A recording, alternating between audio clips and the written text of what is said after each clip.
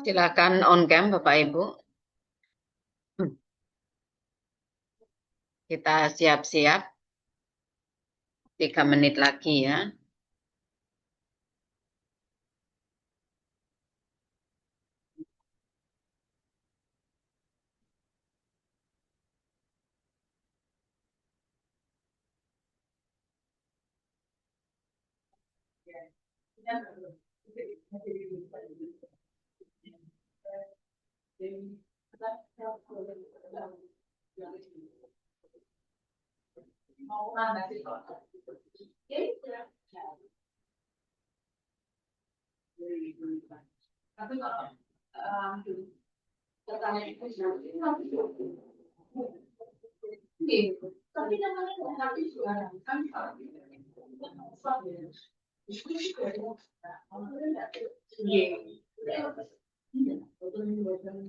Silahkan kameranya Bapak Ibu dinyalakan.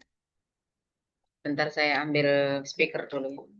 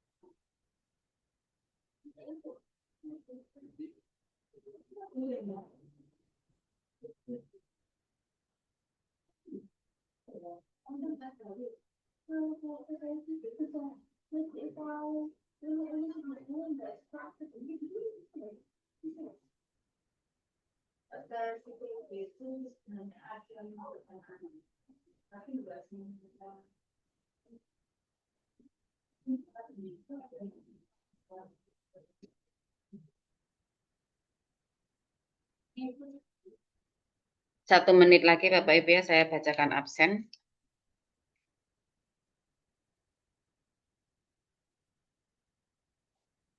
Yang belum on cam, ya. Jadi mata kuliah kita atau webnya harus on cam semuanya. Sudah saya sampaikan di web 1.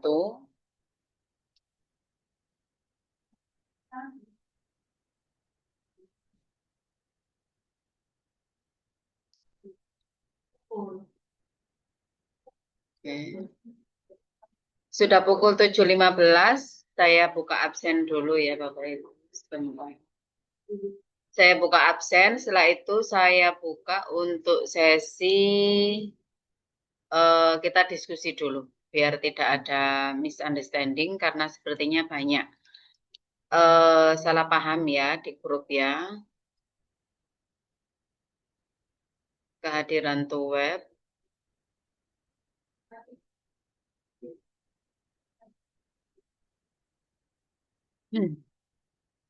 Web 227 dari pukul 19.21.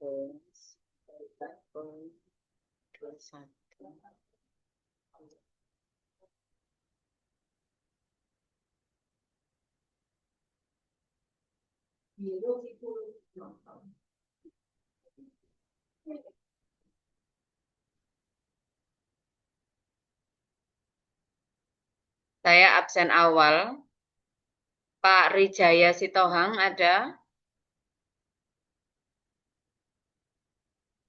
Halo? Ada, Bu. Ada, Bu. Nyalakan mikrofon dan kamera.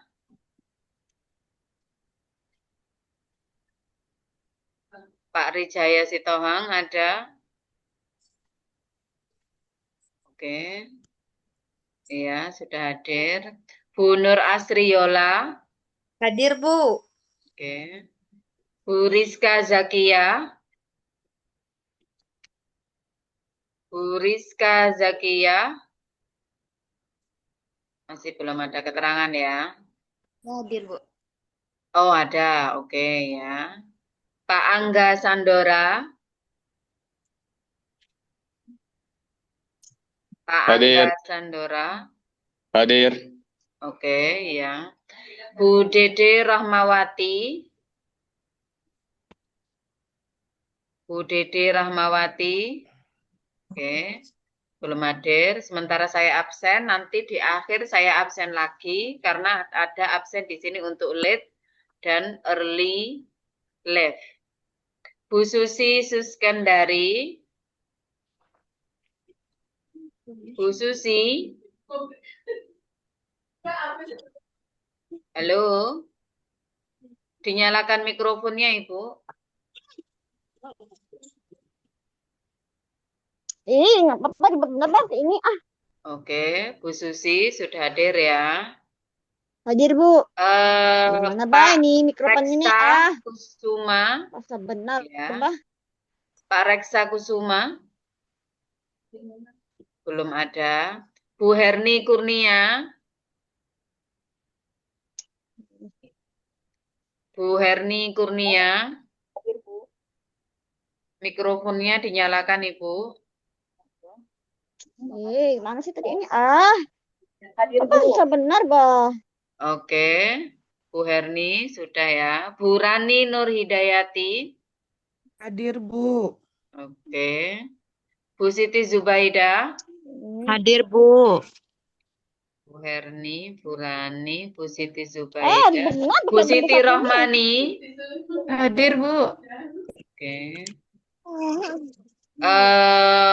Bu Masniari, Hadir, Bu. Bu Masniari Munte yang mana? Saya, Bu. Oke. Bu Ike Harta, Bu Ike, Hadir, Bu. oke. Hadir. Pak Hanif Al Farouk, hadir ya. Pak Muhammad Arif Rahman, Alhamdulillah hadir, Bu. oke. Oke, saya save dulu.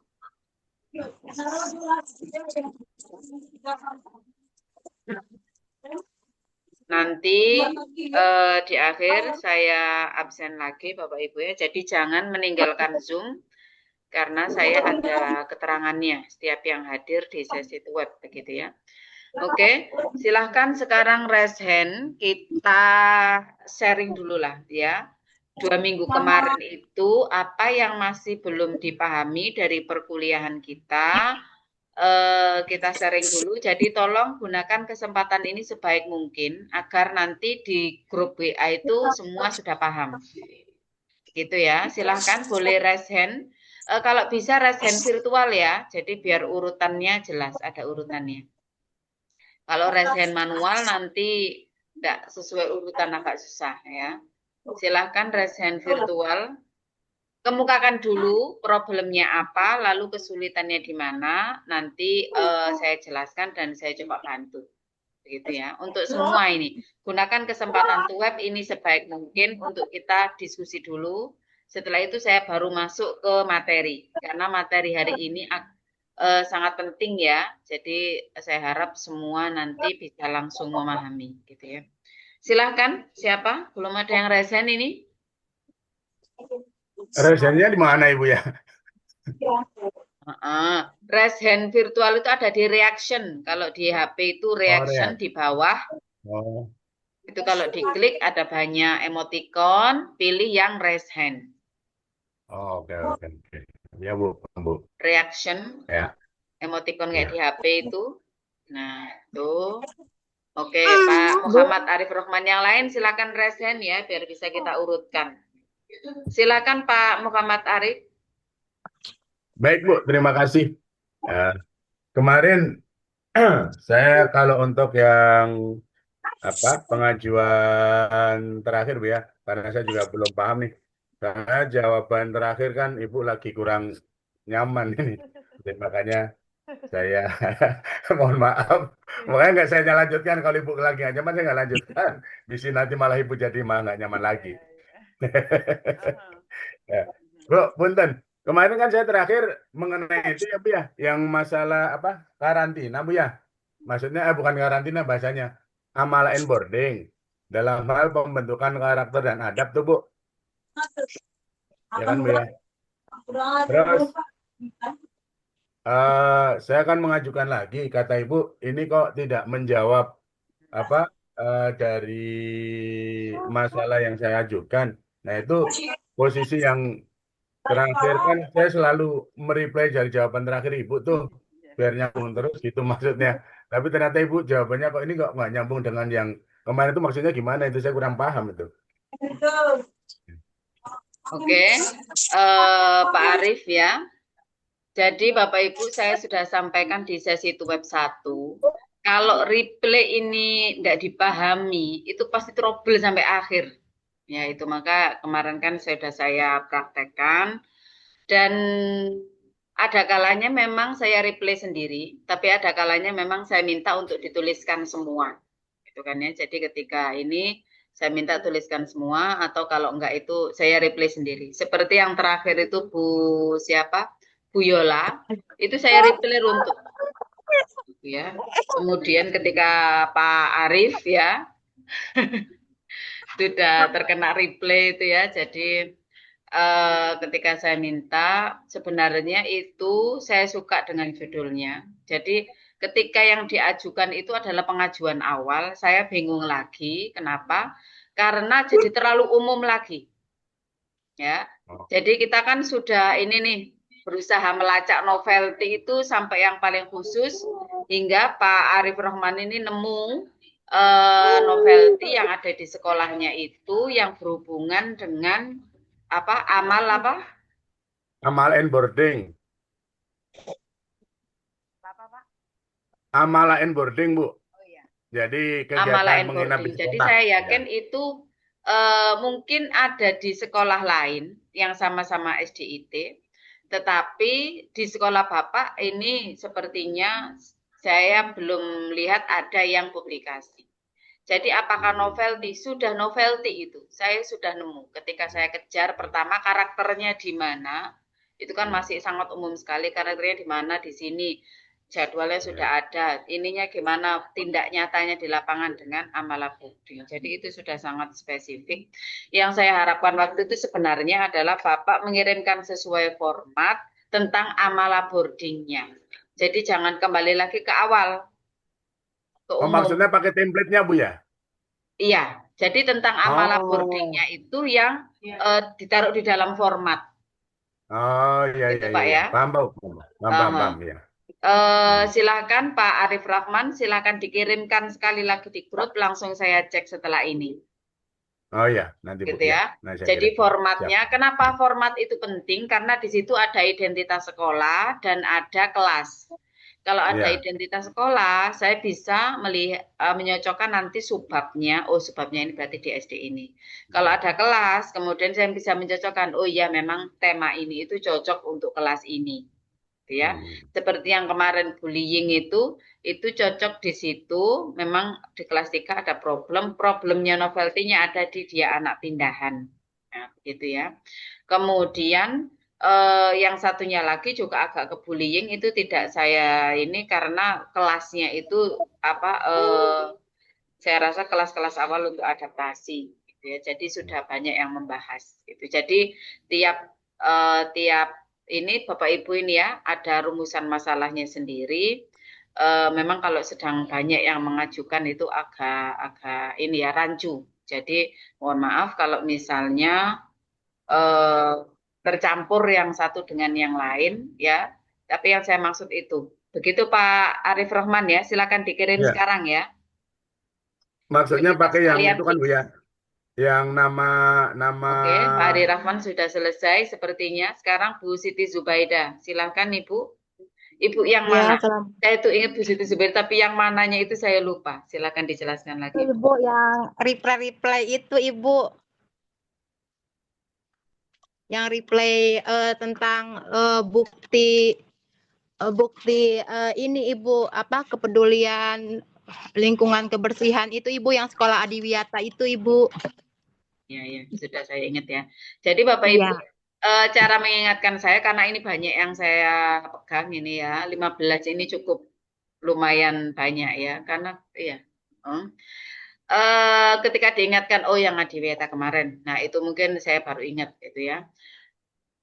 Sudah saya jelaskan, jadi untuk menuju ke sekolah Adiwiyata itu harus didaftarkan dulu, jadi nanti mendapatkan sertifikat atau penghargaan itu baru bisa disebut Adiwiyata. Dan juga saya sampaikan sebenarnya itu sudah mau selesai itu Bu Siti Zubaidah ya.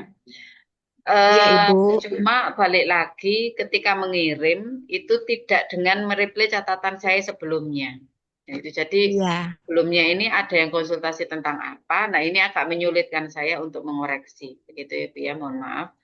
Jadi Nggak apa-apa. silahkan dikirimkan lagi. Oh ya, saya ingat untuk yang Ibu ini sudah saya komentari ya. Jadi sebenarnya ini sudah ada novelty-nya, cuma tidak boleh memakai diksi sekolah Adiwiyata Adiwiyata. Ibu.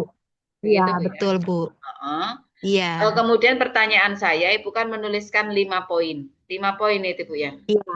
Solusi ya Bu ya. Nah, ini Ibu saya tanya, Ibu kan menjawabnya itu hanya 2 atau 3. Itu saya tanya apakah Iya. ada buktinya. Yang ingin saya perjelas adalah apakah kelimanya itu Ibu nanti bisa mendapatkan buktinya. Karena begini, jangan karena ingin ACC sekarang, lalu ada jangan. Karena nanti menyulitkan Bapak Ibu.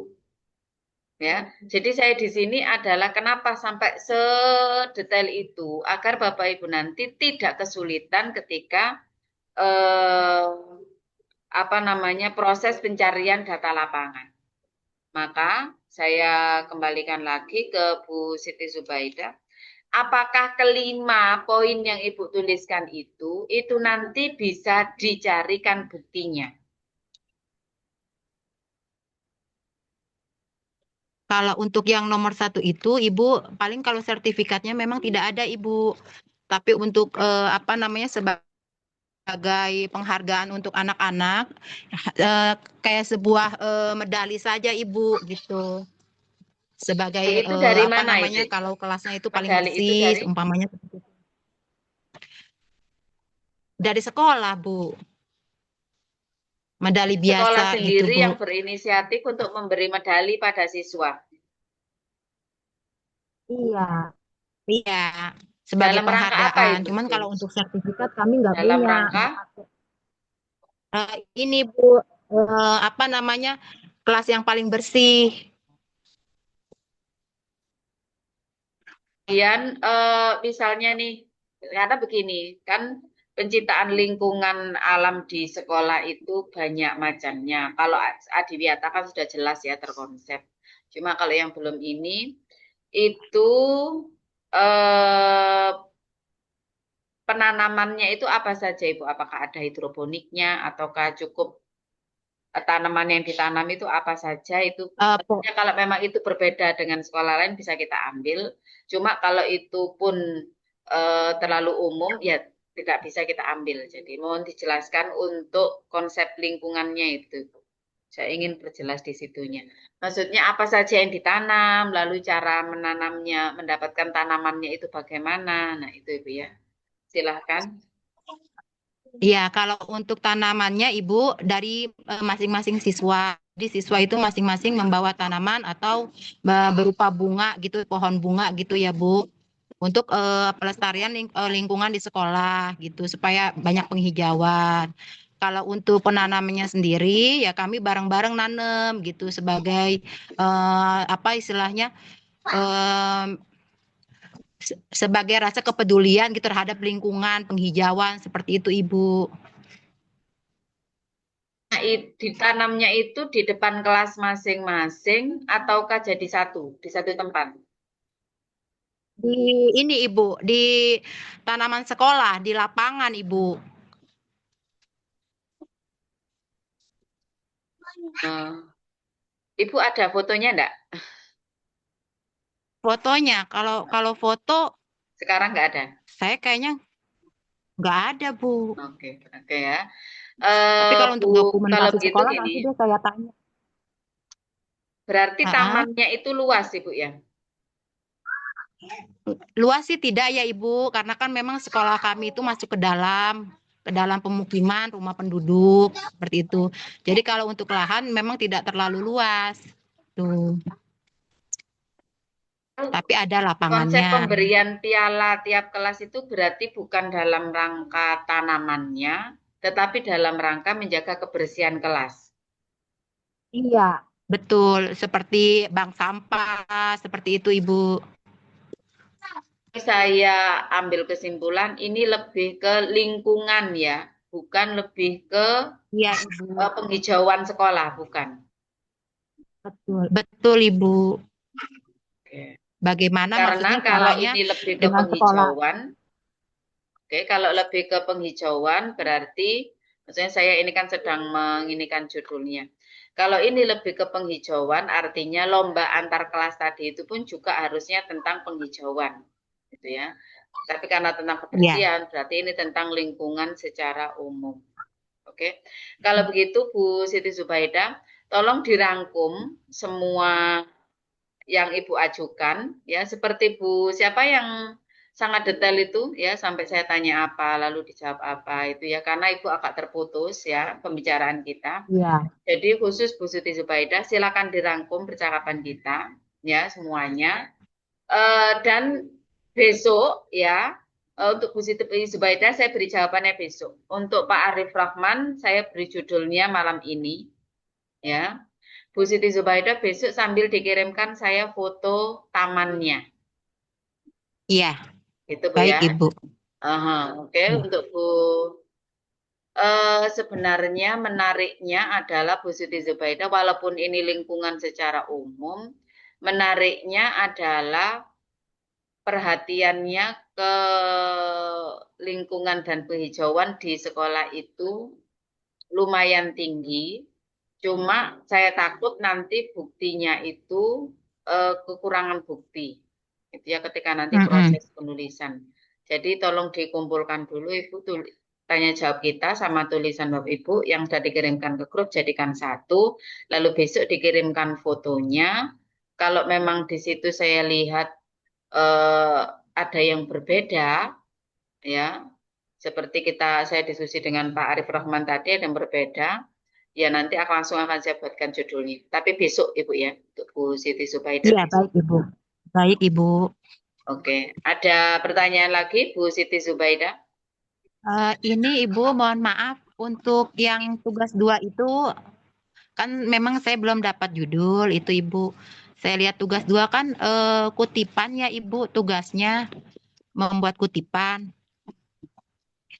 Apakah yang dikirim nanti itu kutipan itu dari mana asalnya ya Bu? Dari jurnal yang telah kita buat dari tugas 1 ataukah dari yang mencari lagi gitu Ibu dari jurnal lain? Oke ya, saya umumkan lagi ya. Sebenarnya ini sudah saya jelaskan di sesi di web 1.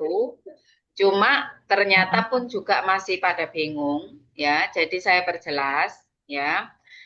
Untuk tugas yang hanya ada formatnya itu tugas 1. Ya, formatnya pun saya tentukan bisa menganalisis artikel. Jadi high order taking skill-nya itu Bapak Ibu langsung menganalisis artikel. Oke, sebentar ya, tadi sinyal saya agak ini. Saya lanjutkan. Jadi Bapak Ibu menganalisis artikel sesuai format yang sudah saya tentukan. Ya, ini formatnya ada sendiri di tugas 1.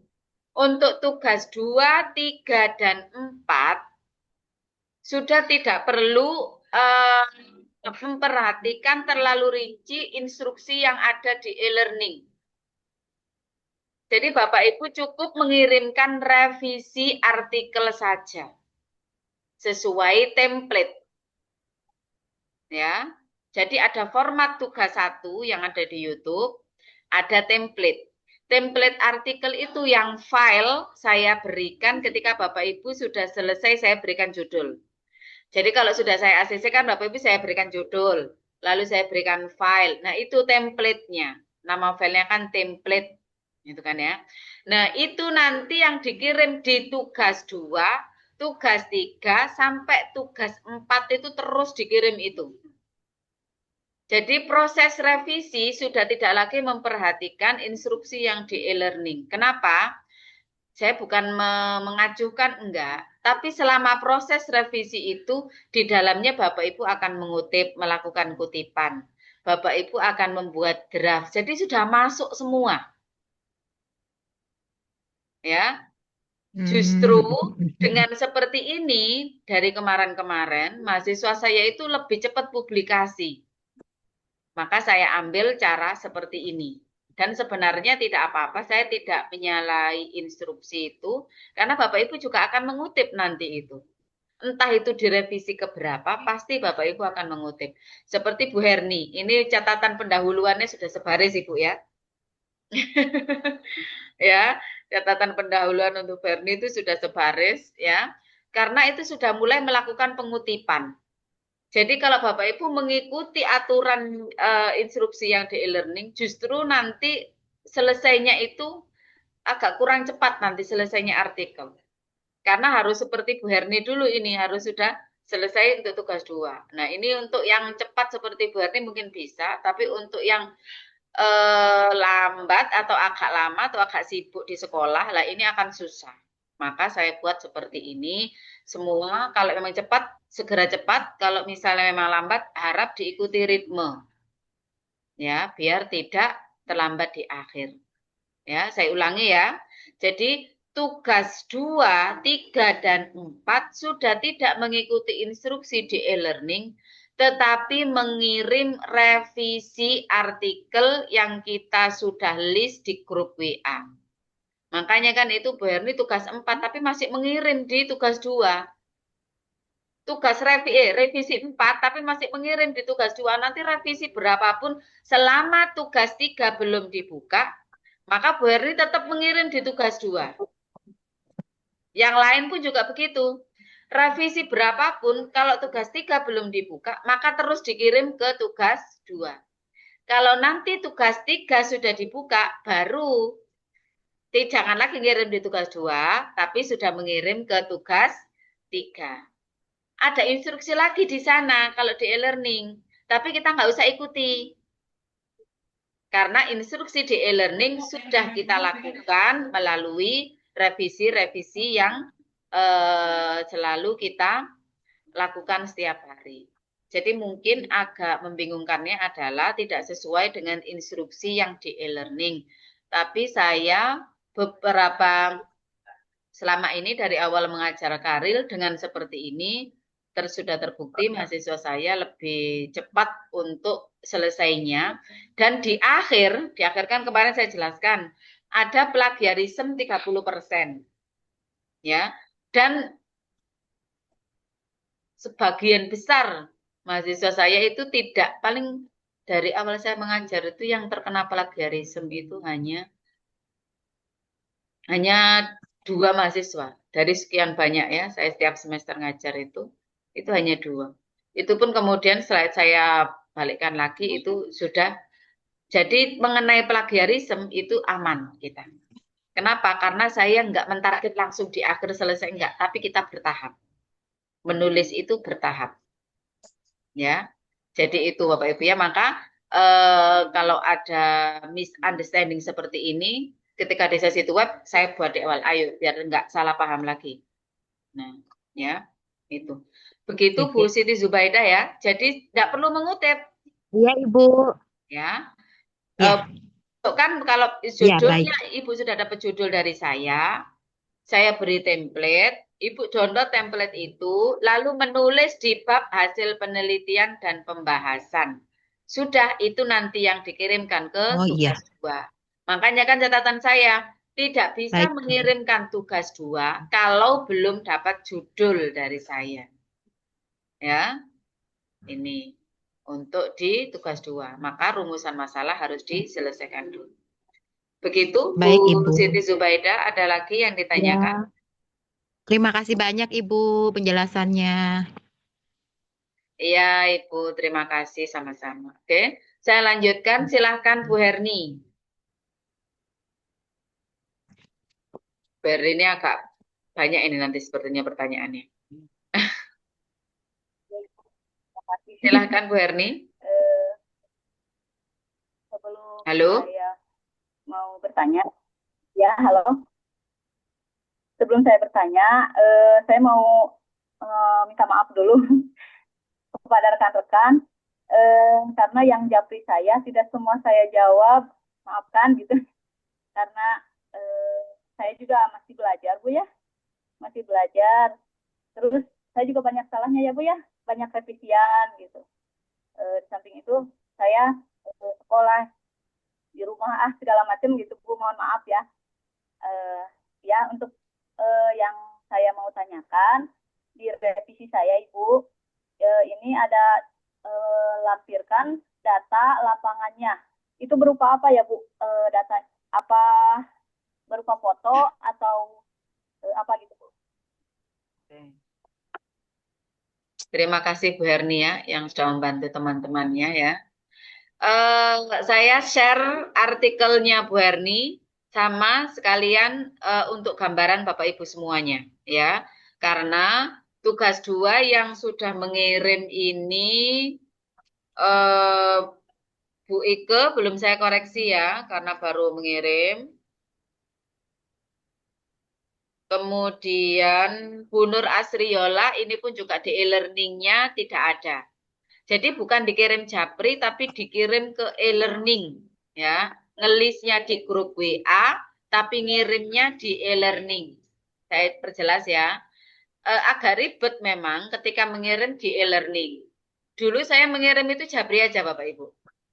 Benar. Jadi biar nggak tambah ribet lagi nih ngirim Japri aja gitu ya. Tapi ternyata dapat notif tidak aktif. Padahal di grup WA Bapak Ibu tahu sendiri betapa aktifnya saya dan semua mahasiswa. Gitu kan ya. Tetapi dapat notif tidak aktif selama perkuliahan. Ya, jadi setelah itu daripada saya juga dapat notif, Bapak Ibu juga dapat notif, maka ya walaupun agak ribet, sebenarnya enggak sih kalau sudah terbiasa. Awal-awal saja mungkin ya. Itu akhirnya ngelis di grup WA tapi ngirimnya filenya di e-learning.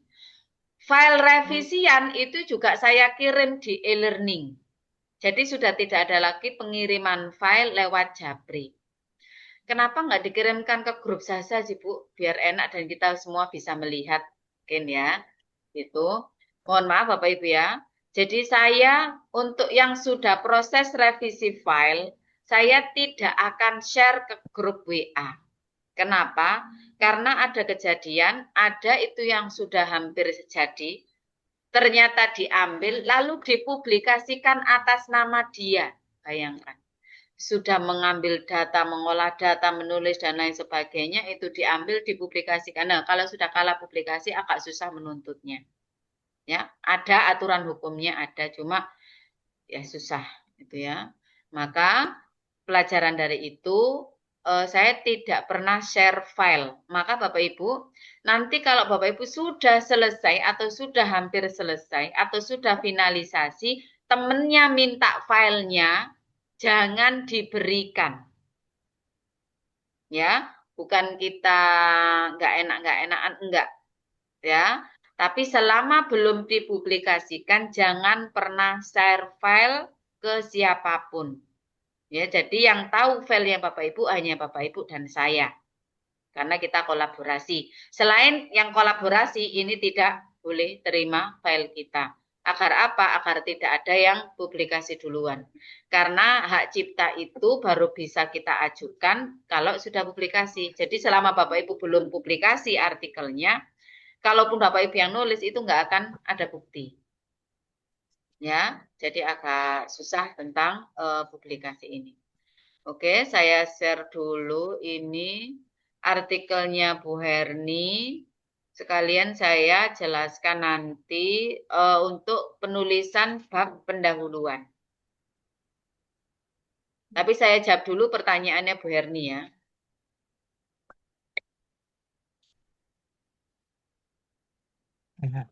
Bapak Ibu tolong ini ya, disimak atau sambil mencatat-catat boleh. Ya.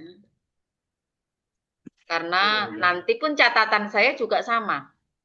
Ya, catatan saya kurang lebih sama kalau kasusnya sama. Tapi kalau kasusnya beda biasanya beda. Oke. Yang ditanyakan Bu Herni adalah data lapangannya mana? Iya. Ada di sini ya. Jadi ini di sini kan implikasi kasus keamanan pangan terhadap keberlanjutan program MBG. Ya, jadi dampak dari keamanan pangan ini apa? Saya paham. Sebenarnya ini sudah ada semua. Penurunan kepercayaan. Nah, pastilah kalau sudah ada siswa didiknya yang ada kasus racun atau keracunan ya pasti setelah itu menurunkan kepercayaan orang tua. Iya, ya. Ini pasti ya cuma di sini perjelas dengan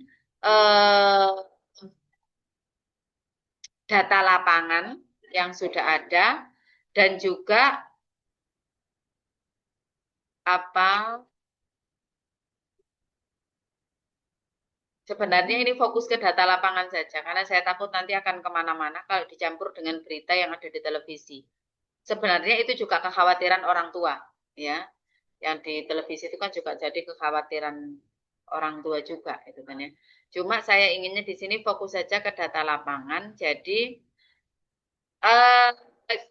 yang sudah dituliskan di sini tidak boleh ditulis ulang di sini. Jadi Pak Ibu ya, penulisan artikel itu harus kalau sudah dituliskan nggak boleh lagi dituliskan ke bab yang lain. Tapi bisa diberikan di datanya singkat begitu saja di sini. Ya.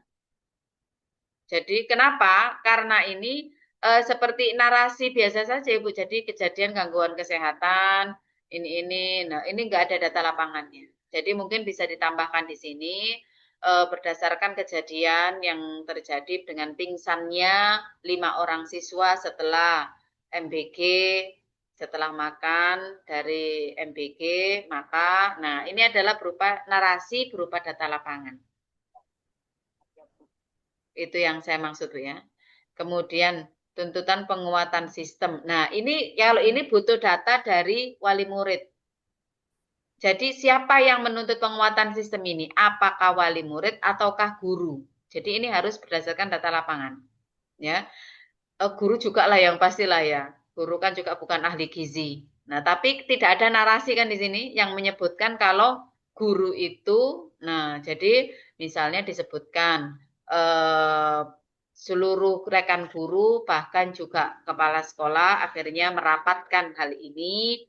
Kemudian kita simpulkan bahwasannya kita butuh untuk penguatan sistem. Nah, ini yang akan kita ajukan ke siapa penanggung jawab dari MBG. Nah, ini data lapangannya, narasi itu yang nggak ada. Jadi ini seperti narasi biasa yang sudah banyak di internet, gitu aja. Padahal kan enggak, ini berdasarkan data lapangan. Cuma ketika data lapangannya tidak disebutkan, maka akan seperti artikel populer yang banyak membahas tentang MBG di internet. Kemudian dampak citra dan kredibilitas sekolah ini juga harus ada datanya. Jadi misalnya sampai ada wali murid dari sekolah lain itu yang sekolah ini loh, ini. Jadi kan ini kan masuk data lapangan. Jadi memang betul-betul ibu atau guru yang lain, rekan guru yang lain itu mendengar dari masyarakat yang tidak bersekolah di sekolah itu kalau misalnya MBG di sana lo nggak apa-apa, tapi kalau di sini itu lo ada yang sampai pingsan. Nah, ini kan betul-betul memang akhirnya kan menjatuhkan citra sekolah. Nah, tapi butuh data dulu. Ya, jadi tidak boleh dikira-kira kayaknya nanti orang-orang, nah ini enggak boleh. Kalau misalnya memang nomor 3 ini tidak sampai tidak ada data lapangannya seperti itu, ya dihapus. Gitu ya. Jadi kita berbicara dengan data lapangan. Kemudian meningkatnya kesadaran dan kebudayaan terhadap keamanan pangan.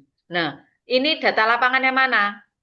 Misalnya setelah kejadian kemarin itu akhirnya guru-guru mengecek kehangatan. Oh masih anget ini berarti masih ini. oh nggak anget akhirnya dikembalikan. Nah ini kan bentuk kepedulian. Bentuk kepedulian dan kesadaran keamanan pangan itu di mana? Itu belum di yang ada di lapangan itu belum dituliskan di sini. Kemudian yang kelima, evaluasi dan adaptasi kebijakan MBG. Ini juga tidak ada lapangan. Apakah kemudian guru dirapatkan ataukah guru dipanggil oleh kabupaten, ya kan? Kan evaluasi. Evaluasi ini biasanya dalam bentuk rapat ataukah dalam bentuk sosialisasi dan lain sebagainya. Ya, atau monitoring. Nah, ini data lapangannya belum ada. Kemudian peningkatan kolaborasi, apakah ini hanya saran setelah kejadian itu, ataukah memang betul-betul ada kolaborasi? Jadi misalnya setelah kejadian itu, kemudian pihak ahli gizi dari pihak puskesmas selalu memantau. Nah, ini kan berupa data lapangan. Atau pernah akhirnya walaupun tidak setiap hari ketika MBG datang itu ada ahli gizi, tapi setidaknya setiap sebulan sekali atau seminggu sekali itu ahli gizi itu datang dari puskesmas itu datang memantau sekolah.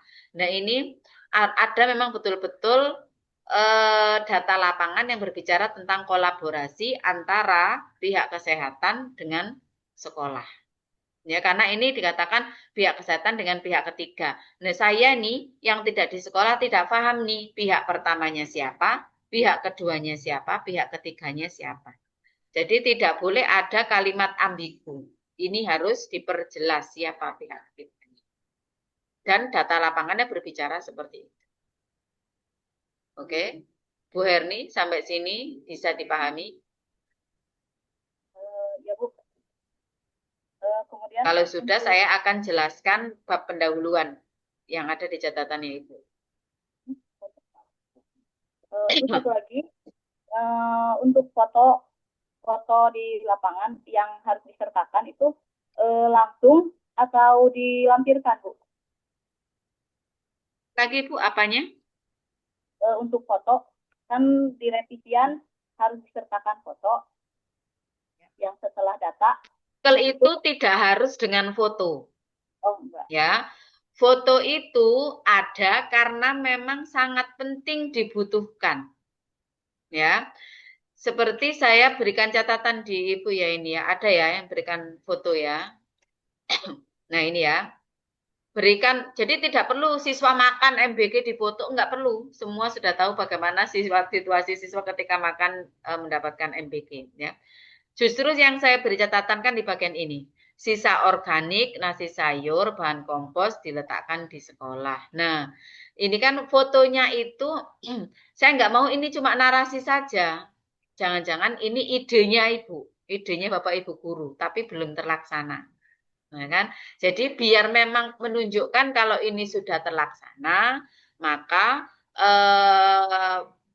kompos yang dihasilkan dari sisa makanan MBG-nya siswa itu kalau memang diletakkan di tongkah, diletakkan di punya tempat khusus kah untuk meletakkan itu, lalu akhirnya ada yang merawat kemudian diletakkan di taman, nah itu bisa difoto.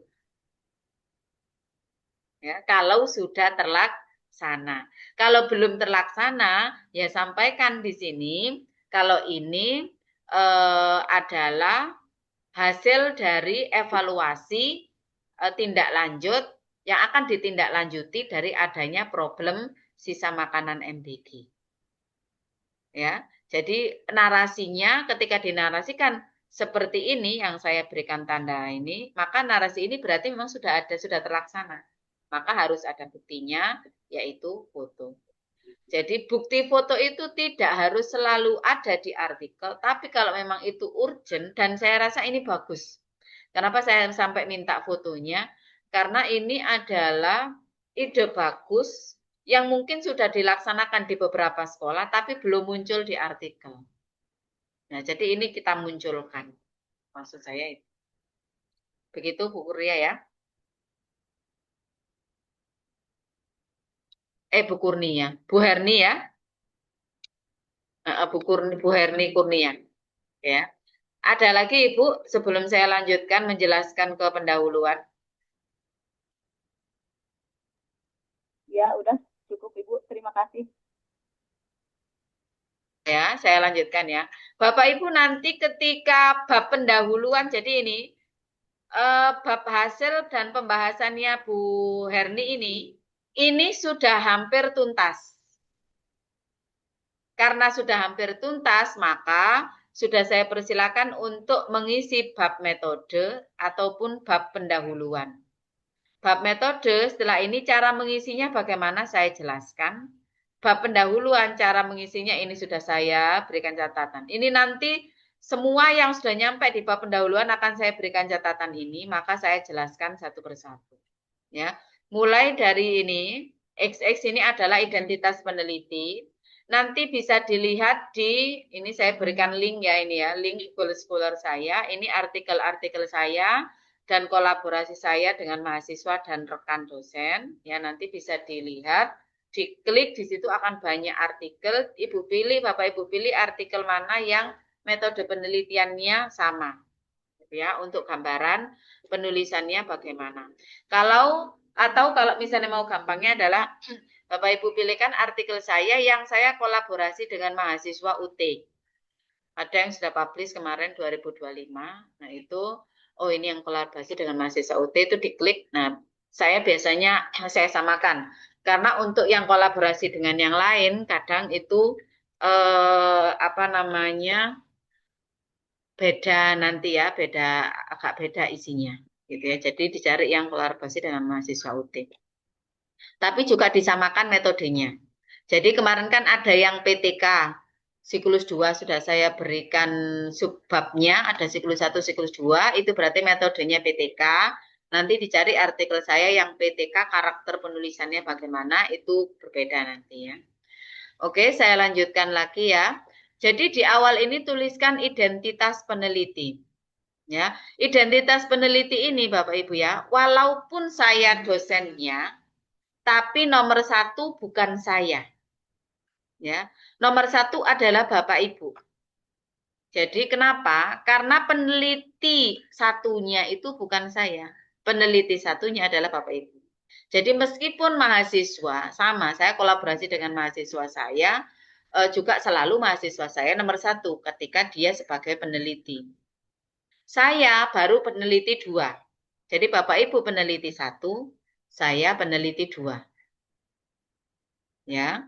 Kenapa? Karena saya melakukan pembimbingan sampai proses penulisan nanti selesai. Jadi ini sekarang itu bukan waktunya lagi bersaing lalu saling menjatuhkan, tetapi waktunya berkolaborasi. Jadi kita ini berkolaborasi, kita letakkan jadi sangat profesional sekali Bapak Ibu yang terjun ke lapangan, artinya kan memang peneliti 1, maka diletakkan di depan dan tanpa penulisan gelar. Jadi kedudukan kita sama di karya ilmiah. Ya. Jadi jangan menuliskan gelarnya Bapak Ibu yang sudah mendapatkan gelar dan jangan juga menuliskan gelar saya. Ya, itu.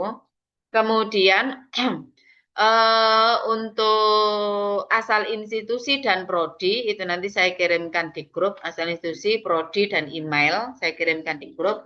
Itu nanti adalah yang harus ada di identitas peneliti. Kemudian abstrak jangan diisi dulu. Ini saya tidak memberikan instruksi untuk abstrak. Abstrak ini dikerjakan paling terakhir kalau semua bab itu sudah selesai.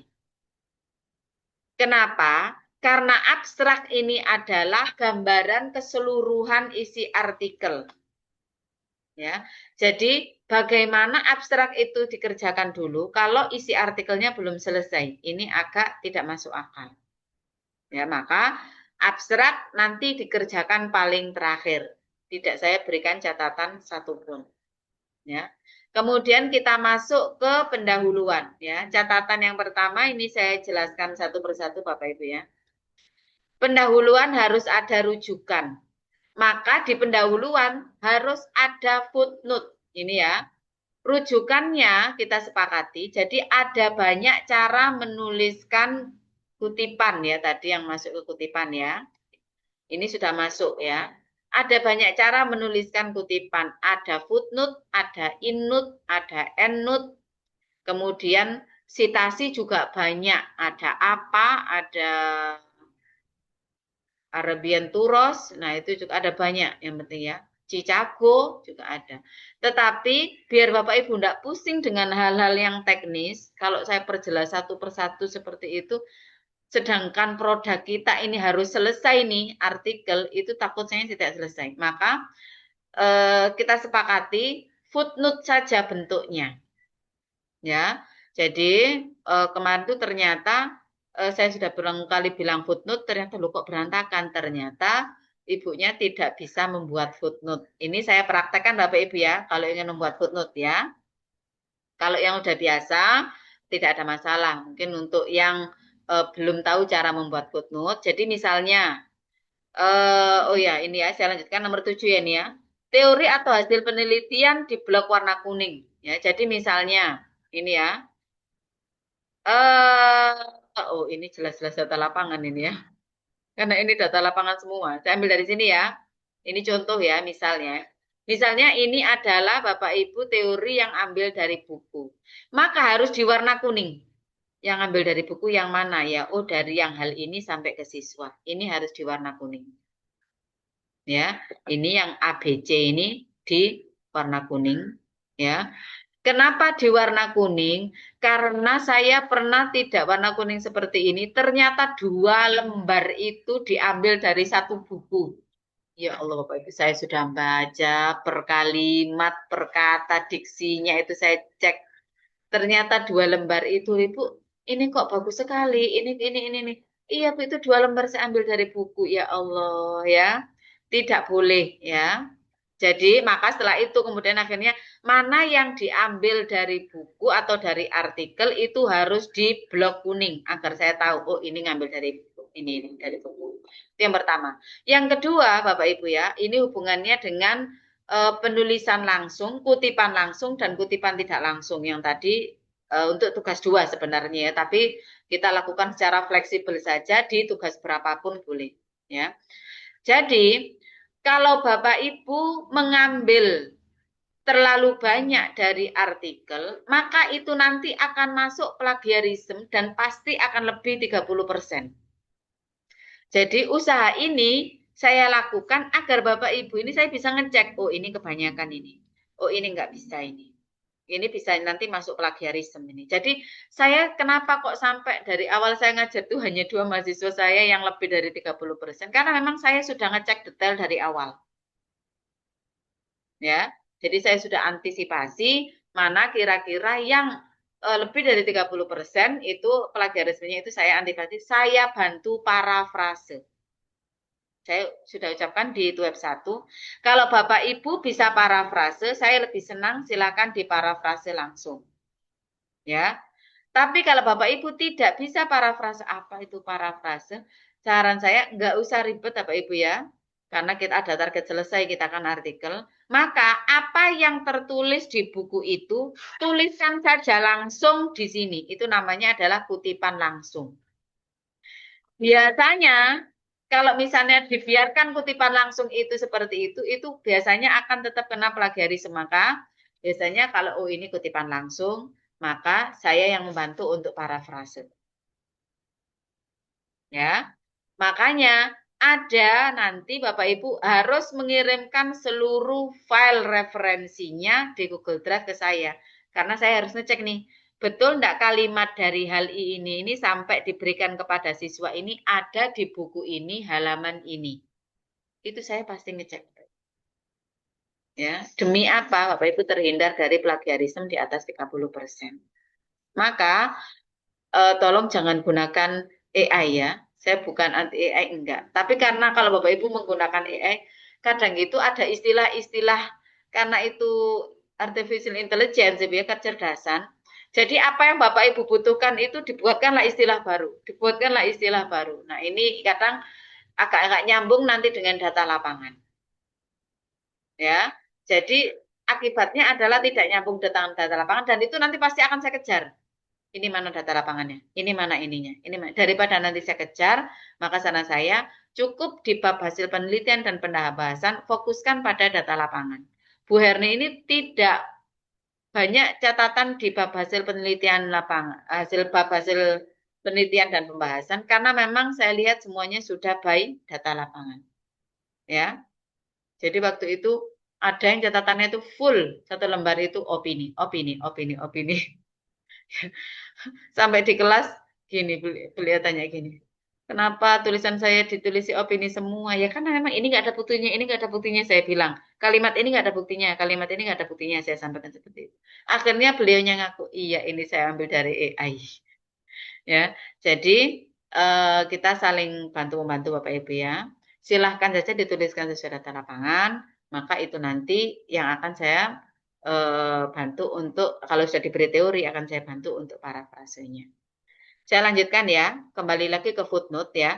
Kalau sudah di blok kuning, Bapak Ibu letakkan kursor ininya, ya arah panah ini, mouse-nya ini di depannya titik. Karena footnote itu bukan di belakangnya titik, tapi footnote itu di depannya titik. Atau di huruf yang paling terakhir. Setelah itu klik reference. Ya, ini ada insert footnote. Nah, secara otomatis ini akan ada angkanya sendiri di bawah. Jadi kemarin saya bilang buat footnote itu ternyata ada garis di tengah-tengah. Oh ini buat manual. Tidak perlu membuat manual.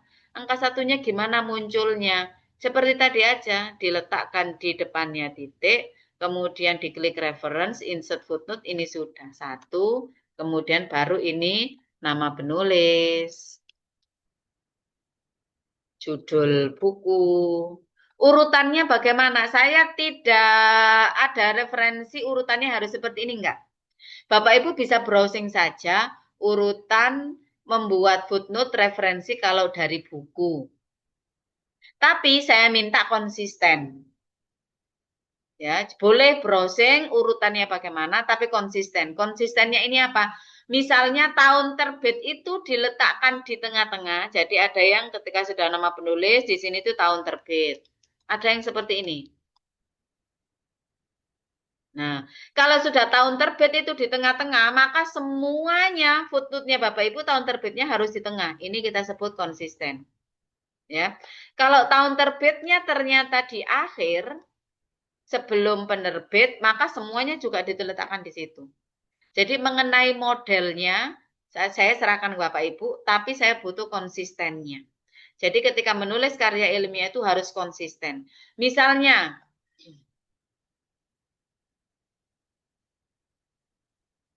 oke, sudah ya.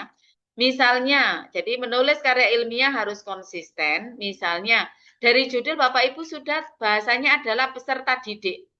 Maka dari awal sampai akhir bahasanya harus memakai peserta didik. Bu Herni ini, judul ini memakai siswa. Di tengah-tengah tidak boleh ada murid, tidak boleh ada peserta didik. Jadi semua konsisten siswa. Ya, ini yang dibilang menulis karya ilmiah itu harus konsisten, ya. Jadi di pendahuluan harus ada referensi dan referensinya diberi footnote. Maka setiap ada footnote pasti warnanya kuning. Ya, nanti gampang melihatnya. Oh, kalau ada warna kuning nggak ada footnote-nya, ini ada yang salah ini.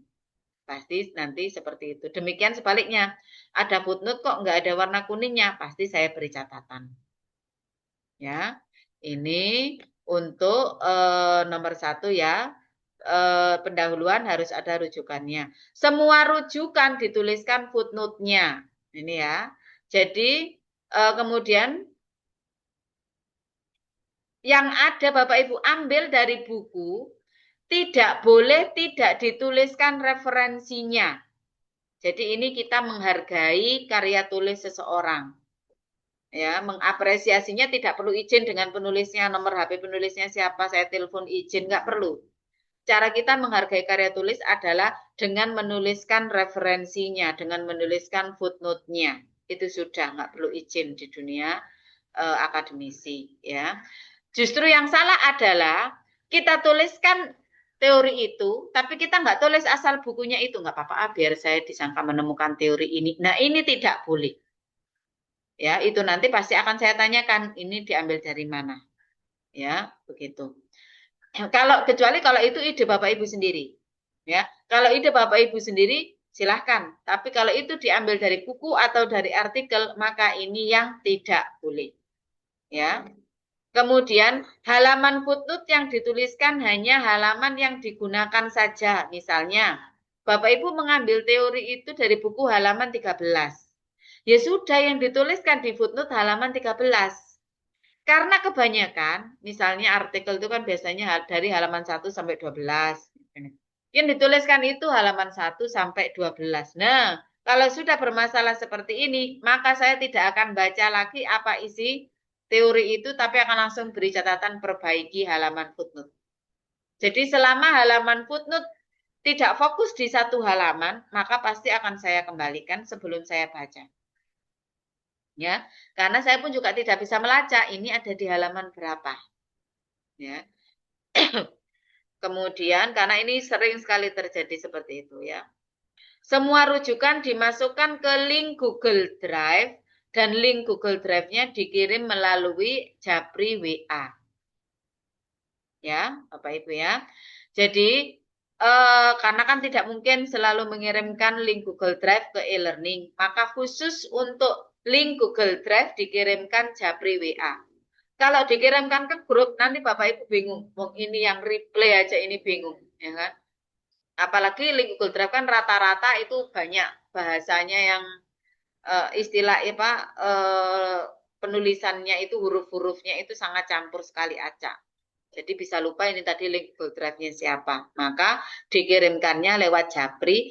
Misalnya Bapak Ibu menemukan rujukan 20.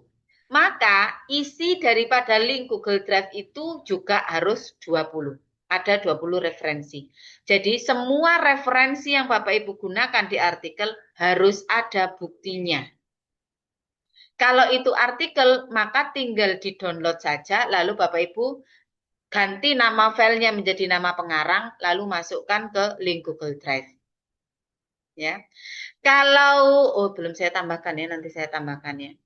Kalau referensinya dari misalnya, boleh nggak ngambil dari modul UP, modul UT, dari mata kuliah yang lain? Saya bilang sangat boleh. Bapak Ibu kan punya banyak nih buku ajar dari UT. Ada tentang strategi pembelajaran, metode pembelajaran yang bisa Bapak Ibu gunakan sebagai referensi. Boleh enggak digunakan? Boleh. Tapi tetap harus dikirimkan ke link Google Drive. Caranya dikirimkan cover depan, cover dalam, dan halaman yang digunakan. Cover dalam ini penting karena tidak semua yang di cover dalam itu ditulis di cover depan. Jadi seperti editor, kemudian apa namanya, tahun terbit itu kadang ada yang nggak ada di cover depan itu. Tapi cover depan juga penting untuk tahu. Ya, jadi saya ulangi, kalau Bapak Ibu mengambil rujukan dari buku hard copy atau buku yang fotokopian atau buku yang sudah ada manual kita pegang, ya, maka di foto ya cover depan, cover dalam, dan misalnya halaman 13 tadi ya, dan halaman 13. Setelah difoto, Bapak Ibu jadikan PDF. Setelah dijadikan PDF, lalu dijadikan satu, dikirim ke link Google Drive. Kemarin ada gini, saya nggak bisa menjadikan satunya, Bu. Saya taruh di dalam Google Drive itu, saya taruh folder. Jadi setiap buku itu, jadi isi link Google Drive itu adalah folder-folder. Nah, itu saya tidak apa-apa. Ya, asal itu bukan memudahkan Bapak Ibu boleh. Cara menjadikan foto, kenapa dijadikan dari foto ke PDF? Karena kalau hanya foto yang dikirim biasanya tidak terlalu terbaca. Ya, cara menjadikan PDF bagaimana? Cara menjadikan PDF, menyatukan PDF itu online semua Bapak Ibu ya. Jadinya tinggal ketikkan saja di Google menjadikan, biasanya foto itu JPG ya, JPG dan JPEG. Menjadikan JPG ke file PDF. Kemudian menyatukan file-file PDF itu aja. Nah, biasanya sudah ada, kita klik nanti ada caranya. Ya, nanti atau bab 3 kita praktekkan kalau ada waktunya ya. Hari ini kalau ada waktunya, kalau nggak ada kita bahas yang ini dulu ya. Kemudian poin selanjutnya mengambil rujukan dari buku berupa teori, mengambil rujukan dari artikel berupa hasil penelitian. Yang paling mudah Bapak Ibu, mohon maaf ya. Yang paling mudah adalah Bapak Ibu mengambil rujukan dari buku. Kalau Bapak Ibu mengambil rujukan dari buku, saya tidak akan mengkomplain. Oh, ini sudah diambil dari buku, bukunya ada, halaman ini, iya sudah benar. Tapi kalau Bapak Ibu mengambil rujukan dari artikel, yang boleh diambil hanyalah bab hasil penelitian dan pembahasannya saja. Ataukah kesimpulan juga boleh. Ya, saya beritahu maksudnya Bapak Ibu ya. Misalnya ini kan Google Scholar saya ya. Saya coba sharekan.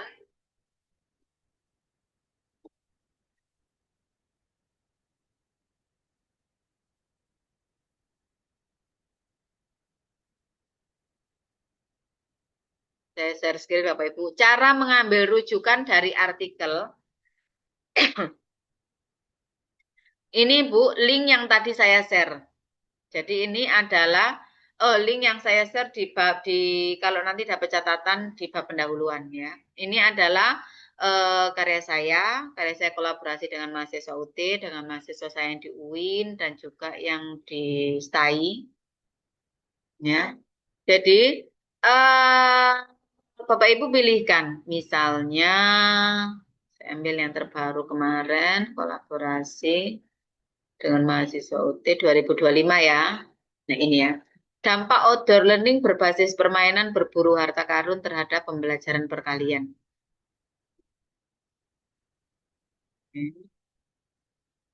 Ketika diklik seperti ini, sudah gantikah tampilannya Bapak Ibu? Saya ngecek ini. Tampilannya apakah ganti? Sudah Bu, Sudah. sudah. Nah, Tampilannya sudah ganti dari yang tadi atau masih sama? Sudah, Bu. Sudah Sudah Bu, ganti ya, sudah. oke ya. Jadi ketika sudah diklik akan seperti ini. Biasanya kalau sudah ada ini PDF-nya, maka tinggal diklik saja nanti langsung terdownload PDF-nya. Tapi bisa juga ini di-copy, kalau nanti biasanya ada yang nggak ada. PDF-nya di ini tuh nggak ada. Kalau iya nanti tinggal di-copy lalu ditaruh di apa namanya? Di tab Google nanti akan muncul. Maka ini langsung saya download ya.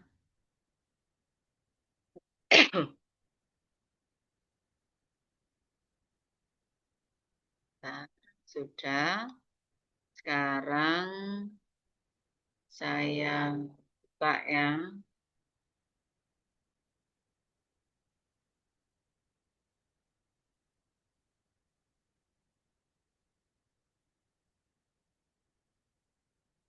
Oke.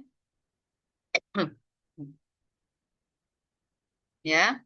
Jadi ini saya kolaborasi dengan Bu Iin Rohima, ini ya. Di sini langsung nama kampus, tapi nanti kalau di template yang saya berikan, itu berikan prodi, fakultas, dan kampus. Ya. Kenapa ini cuma nama kampus? Tergantung tiap jurnal beda-beda template. Cuma saya lengkapi aja semuanya, ada prodi, fakultas, dan kampus. Ya. Ini kampus saya, home base saya ya. Kemudian ini email saya. Ini yang tadi saya maksud adalah identitas peneliti. Mahasiswa saya peneliti 1, saya sebagai pembimbing di peneliti 2. Yang tadi saya maksud ya. Kemudian kita langsung ke ini kan misalnya, wah ini nanti saya ambil jadi artikel ini nanti. Oke ya. Ini sama nih dengan judul saya misalnya. Kemudian saya ambil di pendahuluan, ini tidak boleh. Jadi matematika adalah, ini Bapak Ibu tulis lagi nih di artikelnya Bapak Ibu. Ini nggak boleh.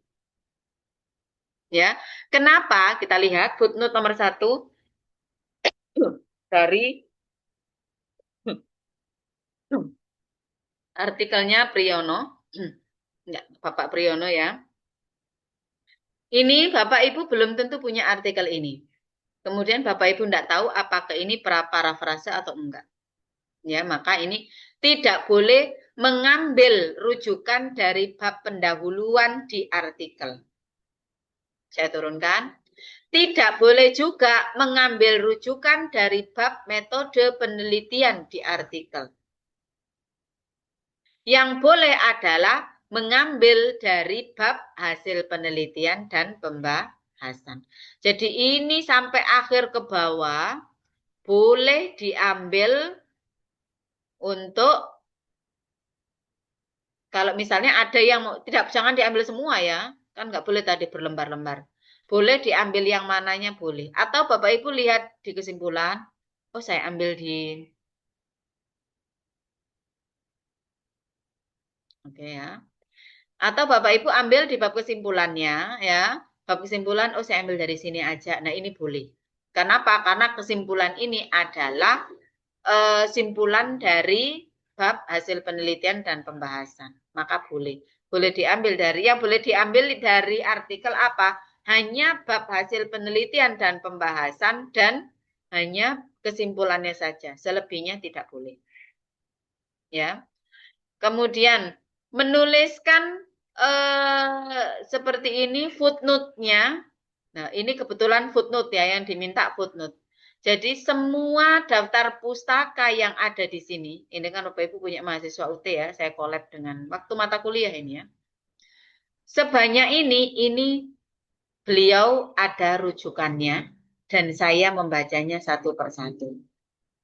Ya, maka semua rujukan ini boleh diletakkan di link Google Drive. Kemudian kalau ditanyakan, kalau misalnya rujukan bukunya hanya 2, yang lain artikel bagaimana? Enggak apa-apa, justru lebih bagus. Yang diminta oleh jurnal itu biasanya adalah 80% itu dari artikel, 20%-nya dari buku. Tapi Bapak Ibu nggak perlu pusingkan itu karena DUT sebenarnya lebih fleksibel, ya, karena penilaiannya itu hanya 5 dari buku, 5 dari artikel. Tapi kalau kita mau publish di jurnal ya kita nggak bisa itu. Kita harus memakai standar 20% itu dari buku, 80% dari artikel. Jadi sudah memakai persentase. Ya. Kemudian ini yang saya tadi maksud dengan halaman. Ya. Halamannya banyak sekali ini ya. Nah, di sini hanya halaman 83, halaman 475, halaman 197. Bukan dari halaman 1 sampai halaman 10. Nah, ini enggak boleh. Ya. Sebenarnya boleh kalau itu diparafrase. Ya. Diparafrase itu artinya dari halaman 1 sampai halaman 10 itu harus jadi satu paragraf.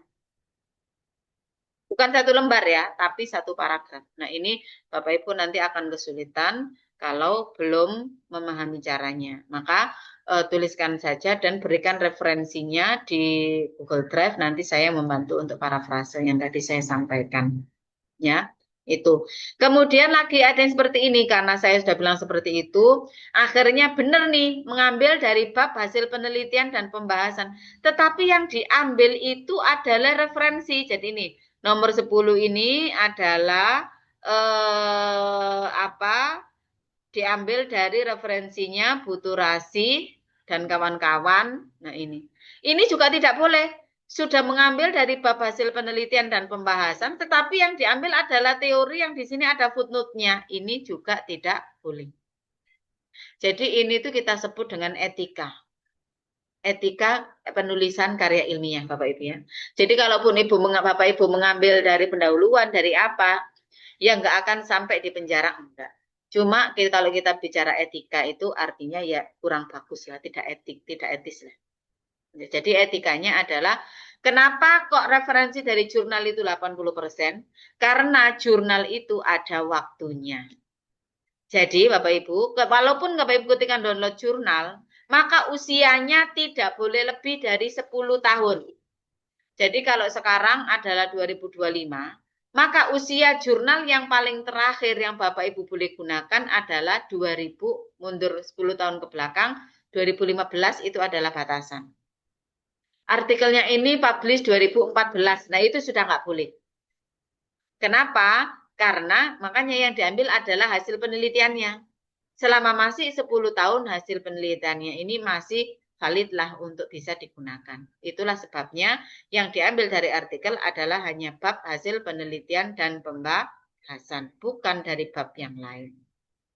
Kalau Bapak Ibu mau melihat contoh cara penulisannya bagaimana? Boleh.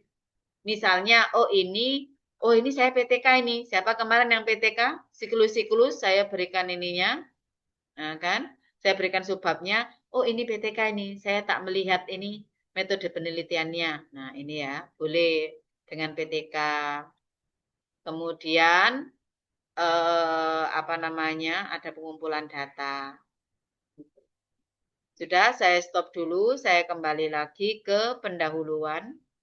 Setelah ini saya buka sesi pertanyaan ya. Sepertinya sudah pusing ini Bapak Ibu ya. Oke.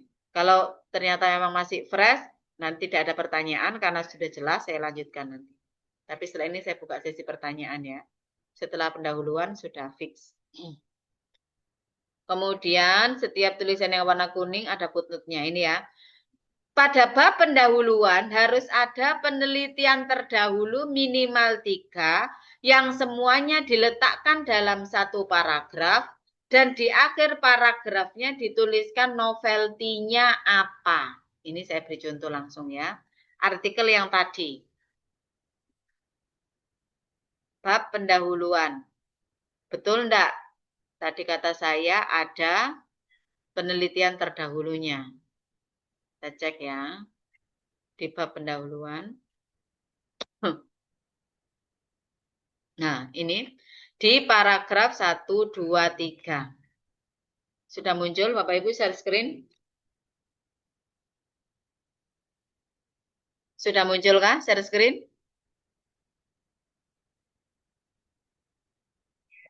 Sudah, Bu. Sudah, Bu.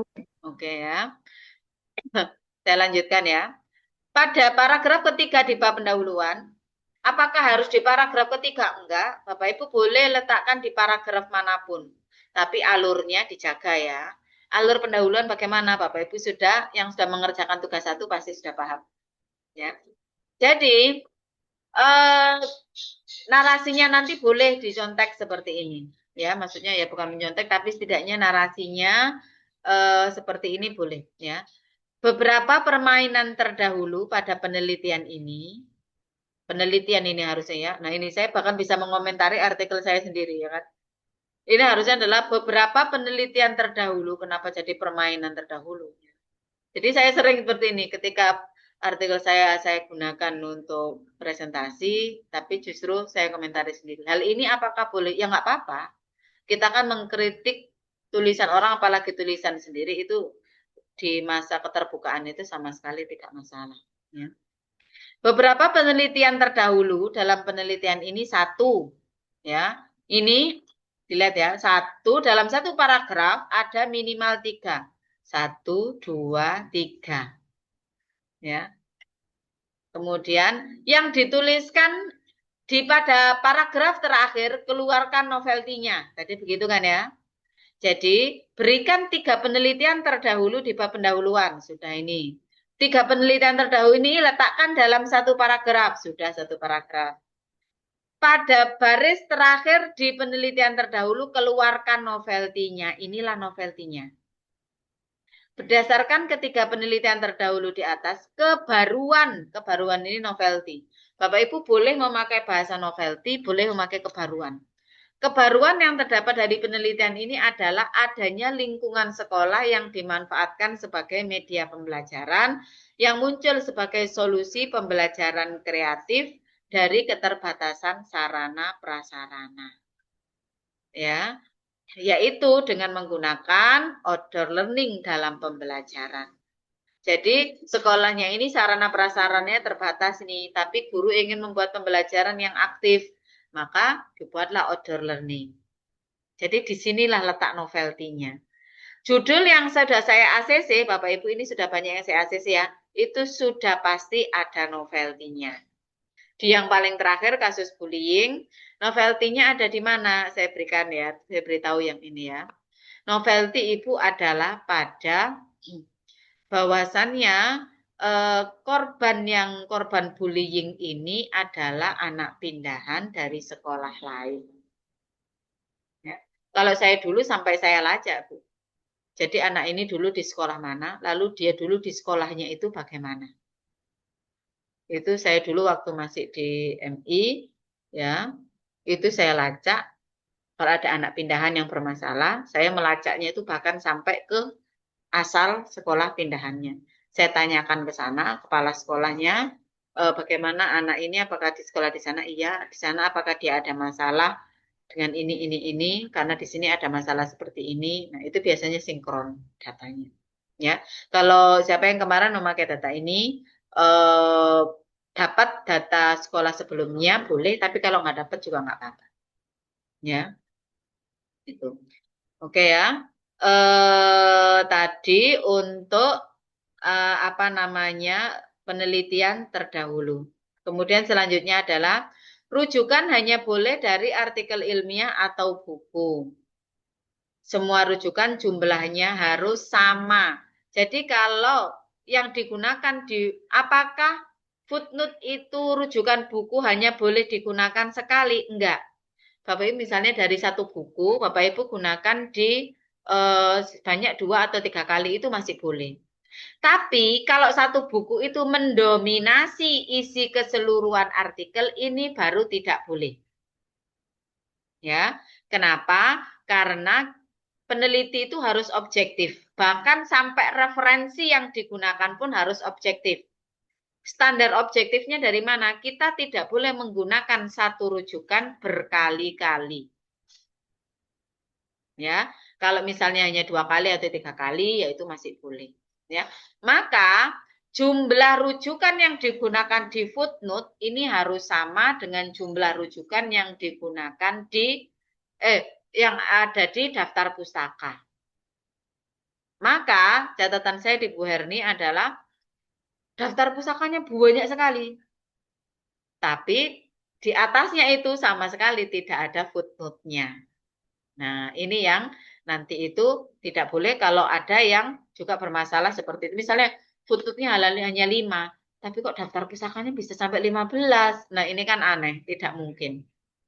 Kalaupun satu buku digunakan 2 kali, 3 kali, itu biasanya yang lebih banyak adalah jumlah footnote-nya, bukan jumlah daftar pustakanya. Oke, saya rasa saya sudah terlalu banyak menjelaskan, takut nanti tidak masuk. Untuk bab metode, Bu Herni kan sudah saya perbolehkan menulis bab metode penelitian.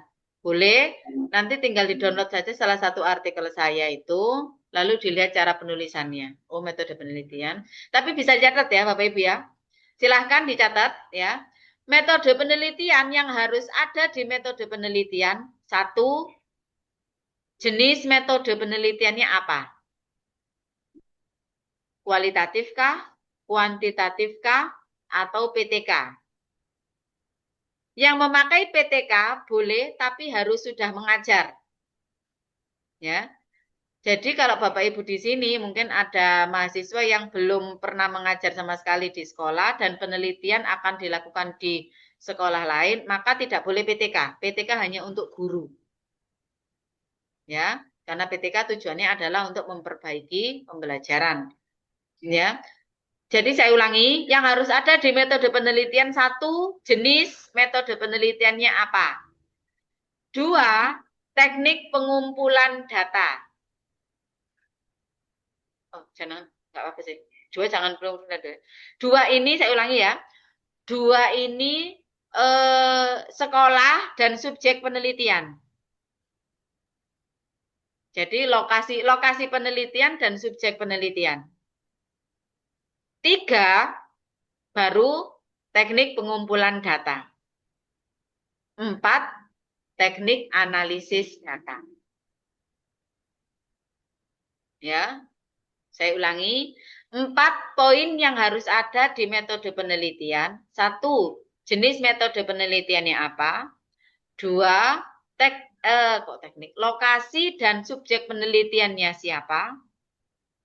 3, teknik pengumpulannya datanya apa saja. Dan 5, teknik analisis datanya apa saja. Ya, mengenai metode penelitian sudah saya beritahukan satu-satu ya. Sebagian besar adalah deskriptif kualitatif, kecuali kemarin ada yang PTK 1, dan saya belum melihat ada yang kuantitatif. Tapi saya ingin kuanti, saya suka ngitung-ngitung, nggak bisa Bapak Ibu ya.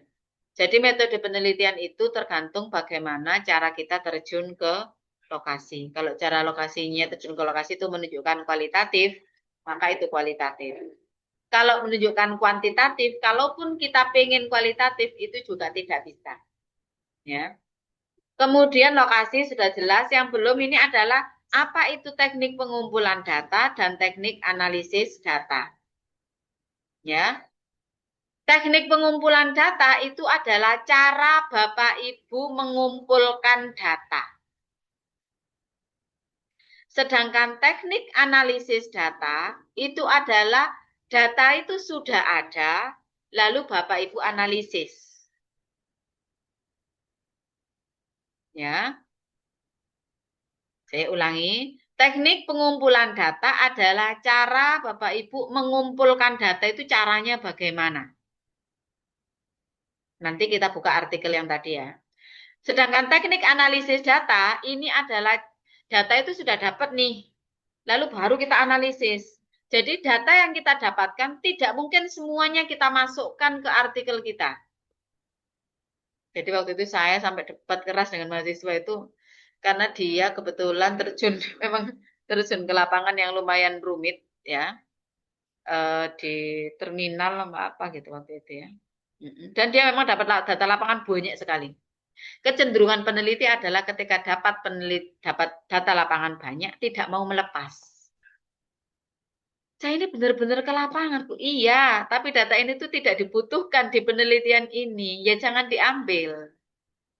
Itu ya. Jadi itu saya sampai jelaskan berkali-kali, itu baru bisa diterima. Jadi itu namanya kita menganalisis data. Jadi data itu kita sudah dapat semuanya, lalu kita analisis. Kita ambil mana yang kita gunakan dan kita sisihkan mana yang tidak kita gunakan. Saya berikan contohnya di artikel yang tadi ya, biar ada gambaran. Kalau hanya saya jelaskan saja, nanti tidak ada gambaran. Oke. Bab metode penelitian. Saya bilang tadi adalah yang pertama harus ada jenis penelitiannya. Ini ya Mas ya. Penelitian ini menggunakan metode PTK. Lalu ada penjelasan di bawah. Apakah harus ada footnote? Enggak. Jadi bab metode penelitian ini saya malah seringnya itu enggak pakai footnote. Cuma karena di sini ibunya banyak sekali rujukan, akhirnya diberikan footnote, ya saya tuliskan, saya bantu parafrase, tidak mungkin saya hapus. Ya, jadi bab metode penelitian, bab metode penelitian, kalau tidak ada rujukan footnote-nya sama sekali, saya tidak apa-apa. Yang harus ada rujukan footnote-nya adalah bab pendahuluan dan hasil penelitian, itu nanti harus ada. Cuma untuk awal-awal pengajuan, tidak perlu diberikan untuk bab hasil penelitian, tidak perlu diberikan footnote dulu, biar Bapak Ibu tidak pusing dulu dengan rujukan buku. Biar fokus dulu ke data lapangan. Itu maksud saya ya. Kemudian setelah menuliskan jenis penelitian, nah ini ya, tempatnya di mana lokasi penelitian, di SD Alam Azhara, ini ya, siklus pertama dilakukan tanggal ini, siklus 2 tanggal ini, subjek penelitiannya, siswa kelas ini, kelas ini. Terus yang kemarin kan ada yang 1 orang itu. Kalau hanya satu siswa, bagaimana yang bullying kemarin 1 siswa? Boleh, enggak boleh. Tapi nanti dicari browsing ya, Bu siapa yang kemarin itu ya.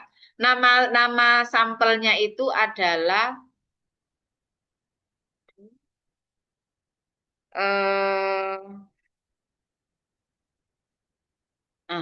nanti saya berikan tahu kan di grup ya. Diingatkan Bu ya. Kalau saya lupa apa Bu nama kemarin sampelnya. Jadi ada nama sampel khusus bagi yang dipilih. Lalu menuliskannya bagaimana? Jadi subjek penelitian adalah hanya 1 siswa, lalu namanya apa, nama sampelnya, lalu diberikan alasannya.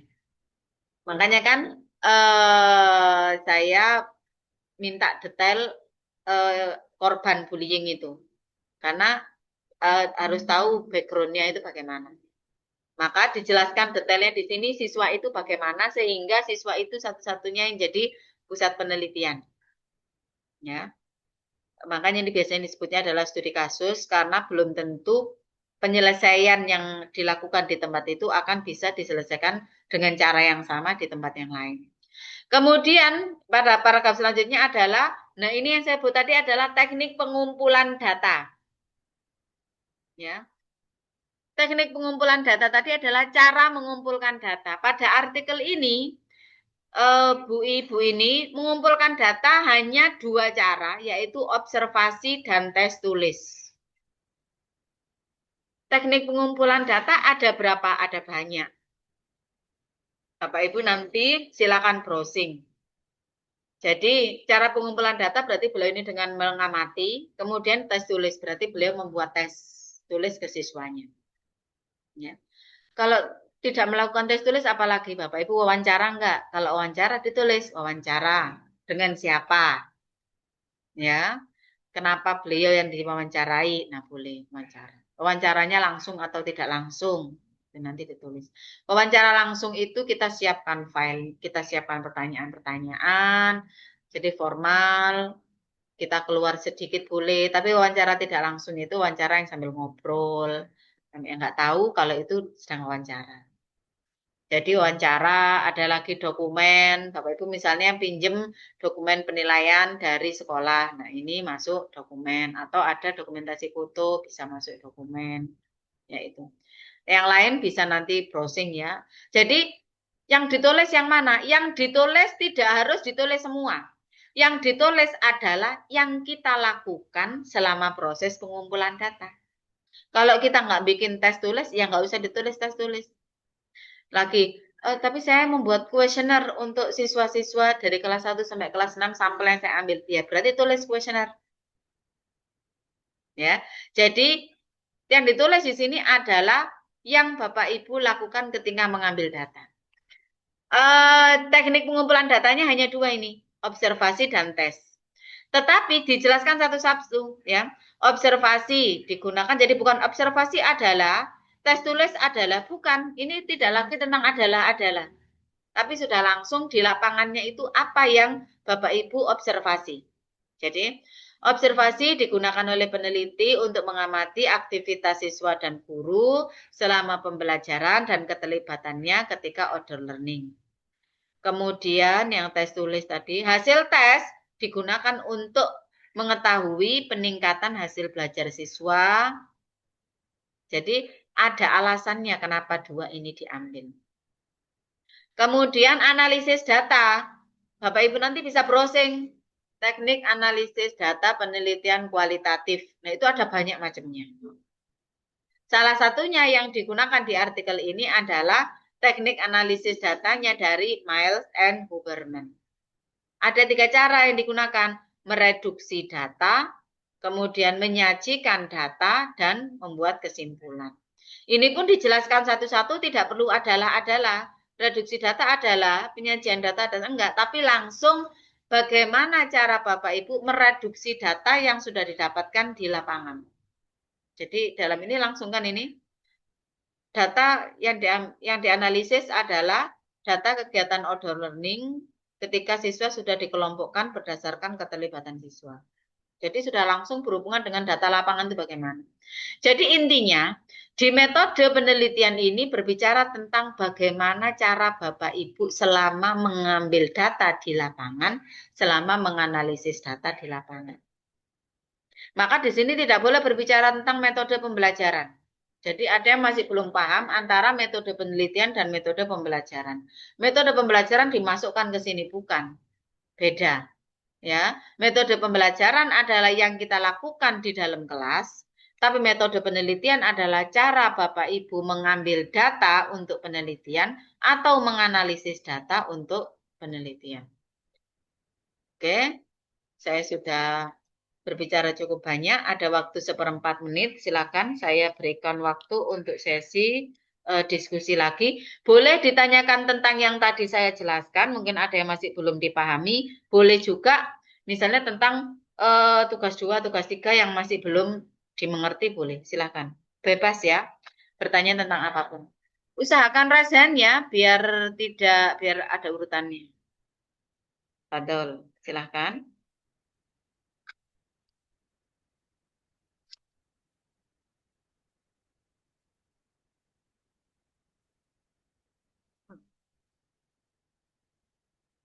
Ini beneran, sudah nggak ada yang tanya. Ayo, mumpung ketemu di web lo ya. Sebenarnya apakah harus selesai jam 9? Enggak juga. Kalau sudah selesai ya nggak apa-apa selesai. Makanya biasanya saya nanti web 3 dan 4 itu waktunya lebih singkat. Yang paling menyita waktu di web 1 dan web 2 karena kita butuh kesepakatan, kesepemahaman agar tidak ada misunderstanding. Ya, apalagi web 2. Ini saya menjelaskan tentang banyak hal kan tadi. Web 3 besok sudah agak ringan, web 4 juga agak ringan. Oh iya, saya beritahu ya untuk menyemangati ya. Bapak Ibu nanti yang selesai lebih dulu artikelnya, ketika sesi web hanya absen saja, setelah itu keluar Zoom. Ya, jadi hanya absen saja, kehadiran ikut web. Setelah itu langsung keluar Zoom tidak apa-apa. Kalau sudah selesai saya finalisasi. Ya, maka saran saya jangan menunggu teman-temannya. Ah, belum ada yang ini merevisi, jangan. Ya, karena begini, kebanyakan Bapak Ibu itu selesainya di akhir. Ya, Pak Arif ya. Sebentar ya, saya jelaskan dulu ya. Kebanyakan Bapak Ibu ini selesainya di akhir. Sedangkan di akhir itu biasanya, bayangkan berapa ribu itu mahasiswa UT yang memilih untuk karya ilmiah, mengirim semuanya di hari-hari terakhir. Itu biasanya servernya down. Ya, atau trouble, kalaupun nggak down, trouble lah. Itu ya. Kemudian kedua, bisa jadi sinyal di tempat Bapak Ibu sedang error atau sedang mati lampu. Mengkhawatirkan kan kalau mengumpulkan di akhir-akhir. Kemudian tiga, biasanya bertepatan dengan Bapak Ibu UAS mata kuliah lain. Jadi Bapak Ibu bisa nggak fokus mengerjakan UAS mata kuliah lain. Maka saran saya, mumpung karya ilmiah ini bisa diselesaikan kapanpun, ini selesaikan dulu kalau saran saya. Ya, karena waktu itu ada yang, Bu, data ini belum ada. Iya Bu, ada di sekolah, tapi saya pakai ini masih UAS. Ya Allah, nanti siang Bu ya. Secepatnya Bu ya, soalnya takutnya nanti servernya nanti error. Nah ini kan, jadi Bapak Ibu sudah tidak fokus UAS, lalu terburu mengambil data dan lain sebagainya. Maka saya bilang sekali lagi, selesaikan lebih awal biar Bapak Ibu tenanglah untuk karir. Ah sudah, karir sudah selesai. Ya, karir sudah selesai. Kalau belum terpublikasi nilainya 99. Kalau sudah saya finalisasi. Kalau belum ya tergantung nanti selesainya sampai mana. Ya. Untuk yang sudah sampai publikasi semester kemarin itu satu orang akhirnya mendapat penuh nilai 100 dari saya. Jadi bisa. Ya. Maka untuk yang nggak selesai, apakah ada yang nggak lulus? Adalah. Maka dari awal tuh sudah saya omongkan, Bapak saya beneran tidak meluluskan kalau misalnya memang tidak layak untuk dipublikasi. Karena ini kalau sudah artikel ilmiah itu berbicara publikasi. Tidak lagi bicara tentang penulisan karya ilmiah saja, tapi sudah publikasi. Standar enggak dengan publikasi. Dan standar yang saya berikan ini masih standar yang dasar. Ya. Jadi saya beda kalau misalnya kita yang tingkat akreditasi lebih tinggi itu beda nanti cara penulisannya. Jadi ini masih yang dasar tapi tetap sesuai dengan etika dalam penulisan karya ilmiah. Oke, itu saja dari saya. Jangan menunggu temannya. Ya, itu saja. Karena itu nanti pasti di akhir-akhir itu panik gitu ya. Oke, silakan saya berikan waktu pada Pak Arif Rohman, silakan.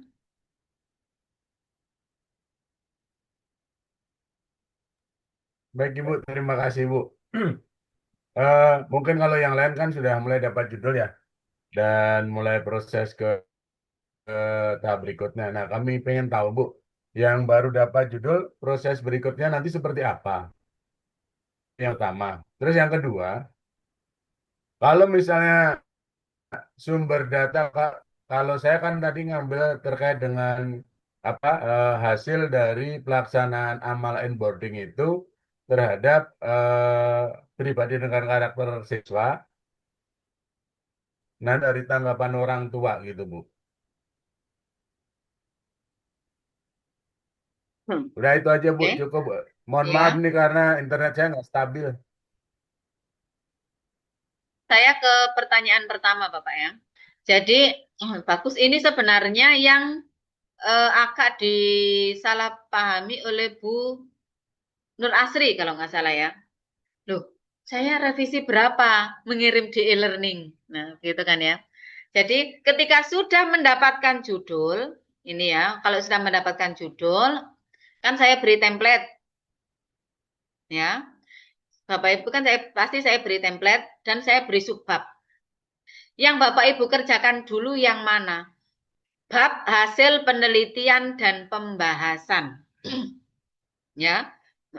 Kemudian subbab yang saya tuliskan di sana itu harus dituliskan di template pada bab hasil penelitian dan pembahasan. Saya kembali ke artikelnya Bu Herni, biar ada gambaran.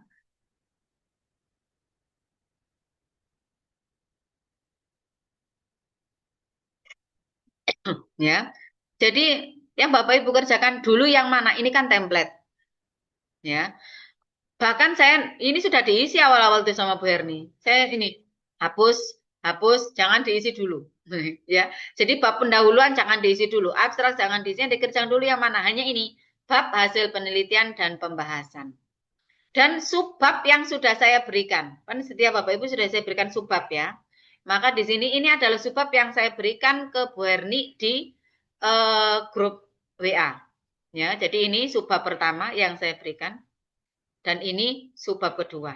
Cuma ada dua. Ini subbab ketiga. Tolong jangan berkreasi memberi subbab lagi. Ya, karena kadang terlalu kreatif Bapak Ibu, saya tambahi subbab baru lagi. Enggak usah. Dimasukkan saja. Jadi setiap subbab ini baru berikan data lapangannya. Ya. Ini dulu yang ditulis. Sudah. Ya. Kalau sudah seperti ini, lalu dikirimkan ke e-learning di tugas 2, ya. Lalu laporkan di grup dengan menuliskan nama dan revisi 1. Tapi kan saya sudah menuliskan tugas 1, revisinya kok masih revisi 1, revisi 1. Jadi mulai awal template itu adalah revisi 1. Tugas 1 kemarin itu tidak masuk revisi 1. Kenapa? Karena itu adalah Bapak Ibu agar mendapatkan gambaran secara menyeluruh artikel ilmiah itu bagaimana. Jadi tidak boleh mengirimkan tugas 2 selama tugas 1 belum selesai. Saya lihat beberapa banyak yang masih nggak tahu belum ngirim atau belum saya koreksi ya, karena saya belum mengoreksi lagi. Yang belum mengerjakan tugas 1 nanti pasti saya beri catatan selesaikan dulu tugas 1. Jadi walaupun sudah dapat judul, pasti akan saya suruh dulu untuk menyelesaikan tugas 1 yang dengan format. Kenapa? Karena kalau sudah masuk ke menulis tugas 2, itu akan lebih membingungkan. Tapi kalau Bapak Ibu sudah merangkum berdasarkan format di tugas 1, setidaknya Bapak Ibu sudah ada gambaran, oh artikel ilmiah itu bentuknya kayak gini loh. Isinya itu kayak gini. Iya kan? Yang sudah menyelesaikan tugas 1 sudah ada gambaran kan? Itu maka tugas 1 harus selesai dulu. Ya, itu Pak Muhammad Arif Rahman ya. Jadi yang diselesaikan dulu apa? Itu tadi. Jadi semuanya sudah saya sediakan, template sudah saya sediakan, subbab di bab hasil penelitian pembahasan juga sudah ada. Bapak Ibu tinggal mengisinya dengan data lapangan. Ya, itu. Kemudian baru akan saya beri catatan seperti Bu Erni tadi sebelahnya, saya beri catatan. Catatan saya itu diperbaiki. Saya beri catatan lagi, perbaiki, sampai nanti saya beri catatan, silahkan diisi bab pendahuluan dan bab metode penelitian. Jadi itu nunggu, sebenarnya ketika saya sudah jelaskan, Bapak Ibu sudah bisa sih menulis bab hasil penelitian, bab pendahuluan dan metode. Cuma saya takut nanti Bapak Ibu tidak fokus. Ya. Jadi biar fokus dulu menyelesaikan bab hasil penelitian dan pembahasan. Setelah itu baru lanjut di pendahuluan dan metode. Jadi ikuti, ibaratnya adalah ikuti tahapan-tahapan saya.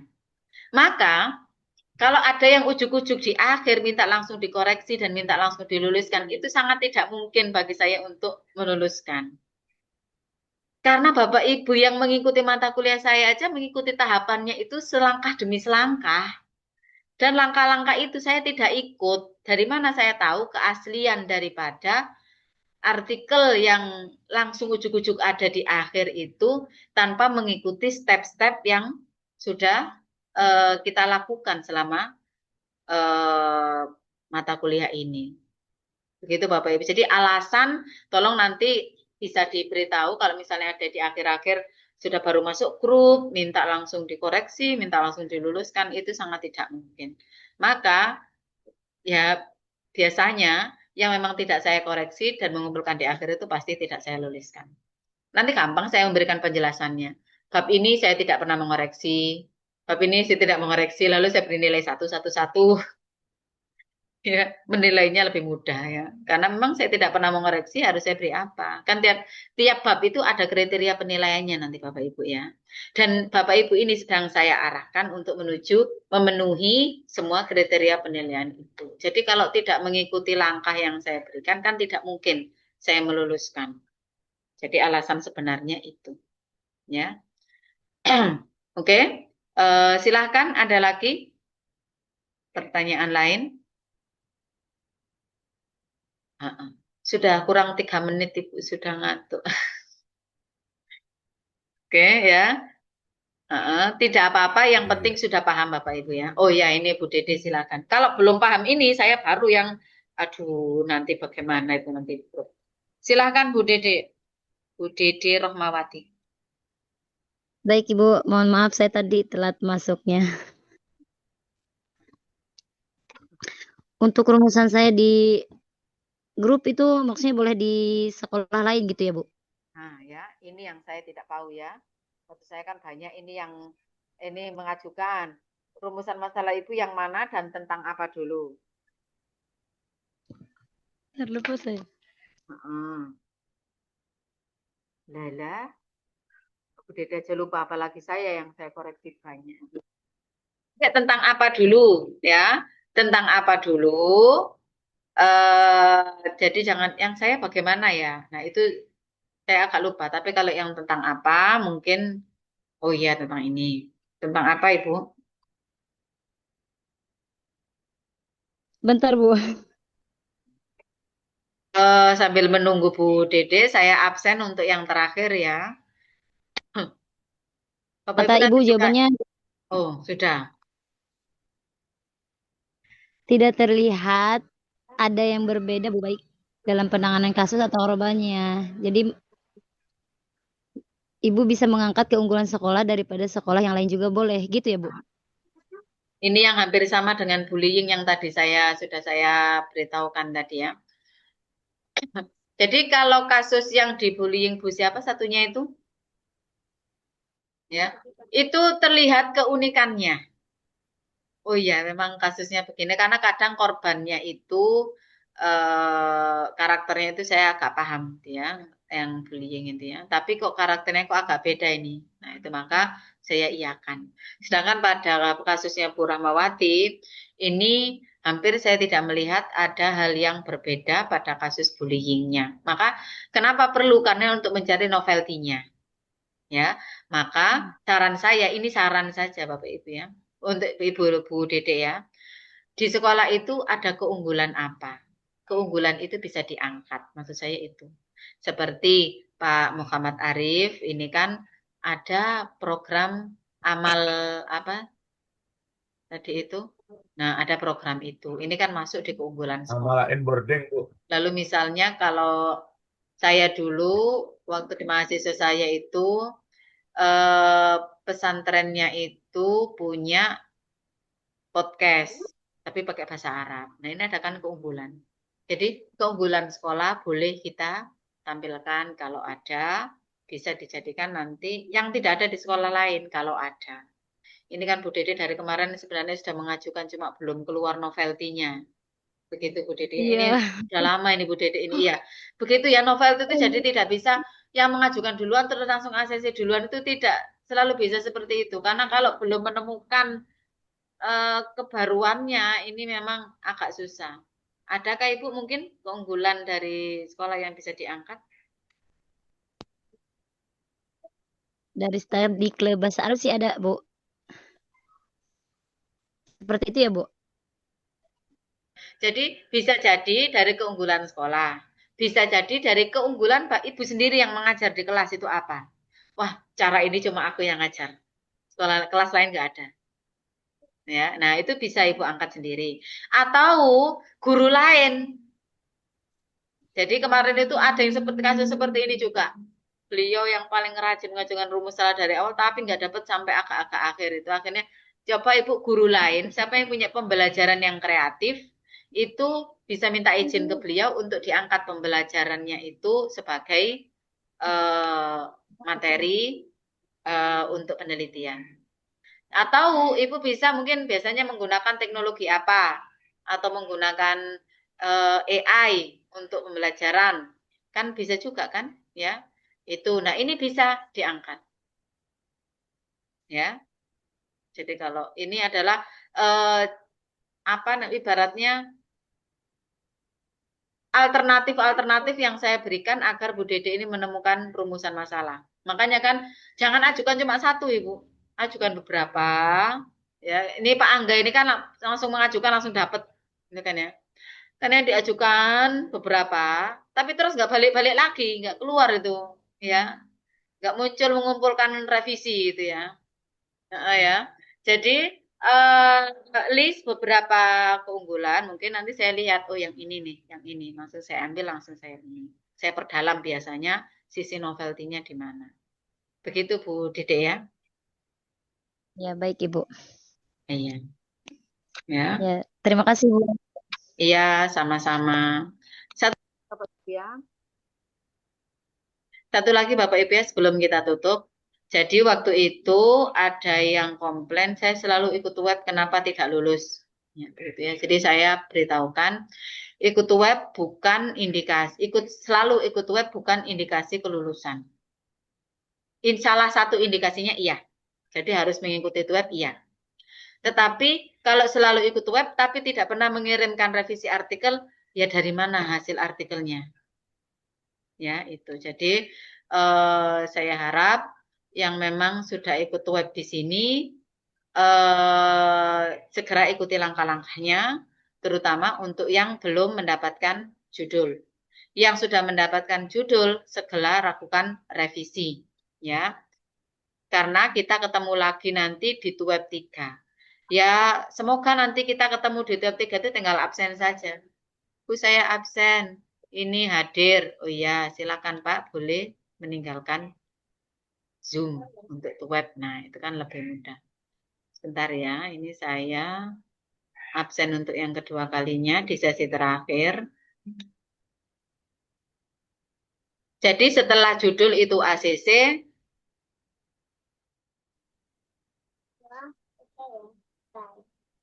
oh ya satu lagi ya, Bapak Ibu nanti ketika menulis tolong semua itu berdasarkan data lapangan dan ditulis sendiri. Karena ada waktu itu yang dibantu. Jadi catatan saya apa, jawabannya apa. Saya harap Bapak Ibu nanti menulis sendiri. Kalaupun ada yang bantu cuma ngetik aja.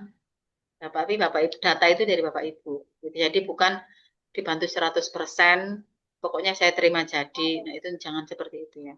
Karena ya itu pasti nggak nyambung dengan revisi saya. Nanti biasanya begitu. Oke, Pak Rijaya Sitohang.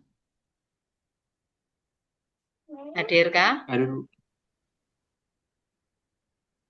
Pak Rijaya masih Sitohang, dulu. halo. Pak? Hadir, Bu. Oke. Belum mengajukan ini Pak ya, rumusan masalah ya. Bu Nur Asri. Bu Nur Asri, halo.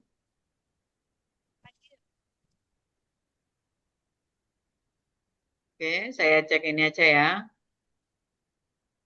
Saya cek manual ya. Bu Nur Asri.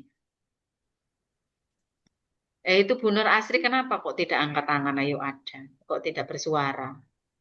Ya. Oke, Bu Nur Asri sudah ada. Bu Rizka. Bu Rizka. Hadir, Bu. Ada, Bu. Oke, Pak Angga. Hadir, Bu. Oke. Bu Dede. Hadir, Bu. Oke, tadi late ya. Ini absennya saya buat late. Bu Herni. Itulah. Ada. Bu Rani.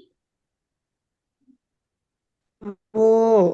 Oke, Bu Siti Zubaida juga Hadir, ada. Bu. Bu Siti Rohmani. Oke, Hadir, ya. Bu. Bu Mas Niari. Hadir, Bu.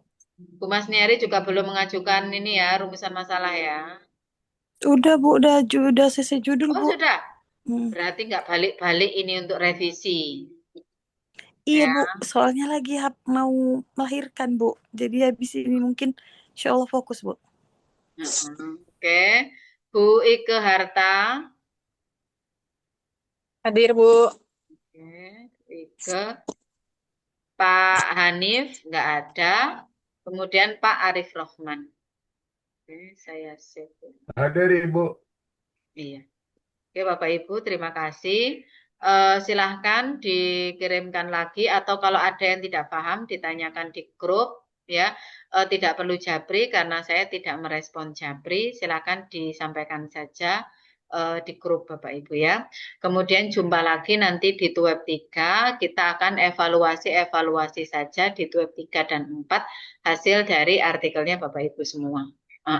Pak Angga sudah mau saya tutup. Iya Pak Angga, kenapa? Ya, Bu, saya sudah mengirim tugas 1 di e-learning, Bu. Itu dikoreksi dulu, Bu. Ada yang salah atau mana, Bu? Aku kurang paham, Bu, buatnya, Bu. Ya, nanti saya cek Bapak ya. Saya beritahu kan Iya, Bu. lewat grup WA. Ya. Untuk Iya, yang Bu. mengirim hari ini, saya cek, mengirim tugas hari ini, saya cek sama saya memberikan judul Pak Muhammad Arif, tadi PR saya itu ya. Itu saja Bapak Ibu. Bismillah, kita kerjakan dengan baik, ya kan? Kita kerjakan bertahap. Saya akan bantu Bapak Ibu, cuma ikuti step-step yang saya berikan. Itu saja dari saya. Assalamualaikum warahmatullahi wabarakatuh. Waalaikumsalam Waalaikumsalam warahmatullahi wabarakatuh. Selamat malam untuk semuanya. Saya end meeting for all.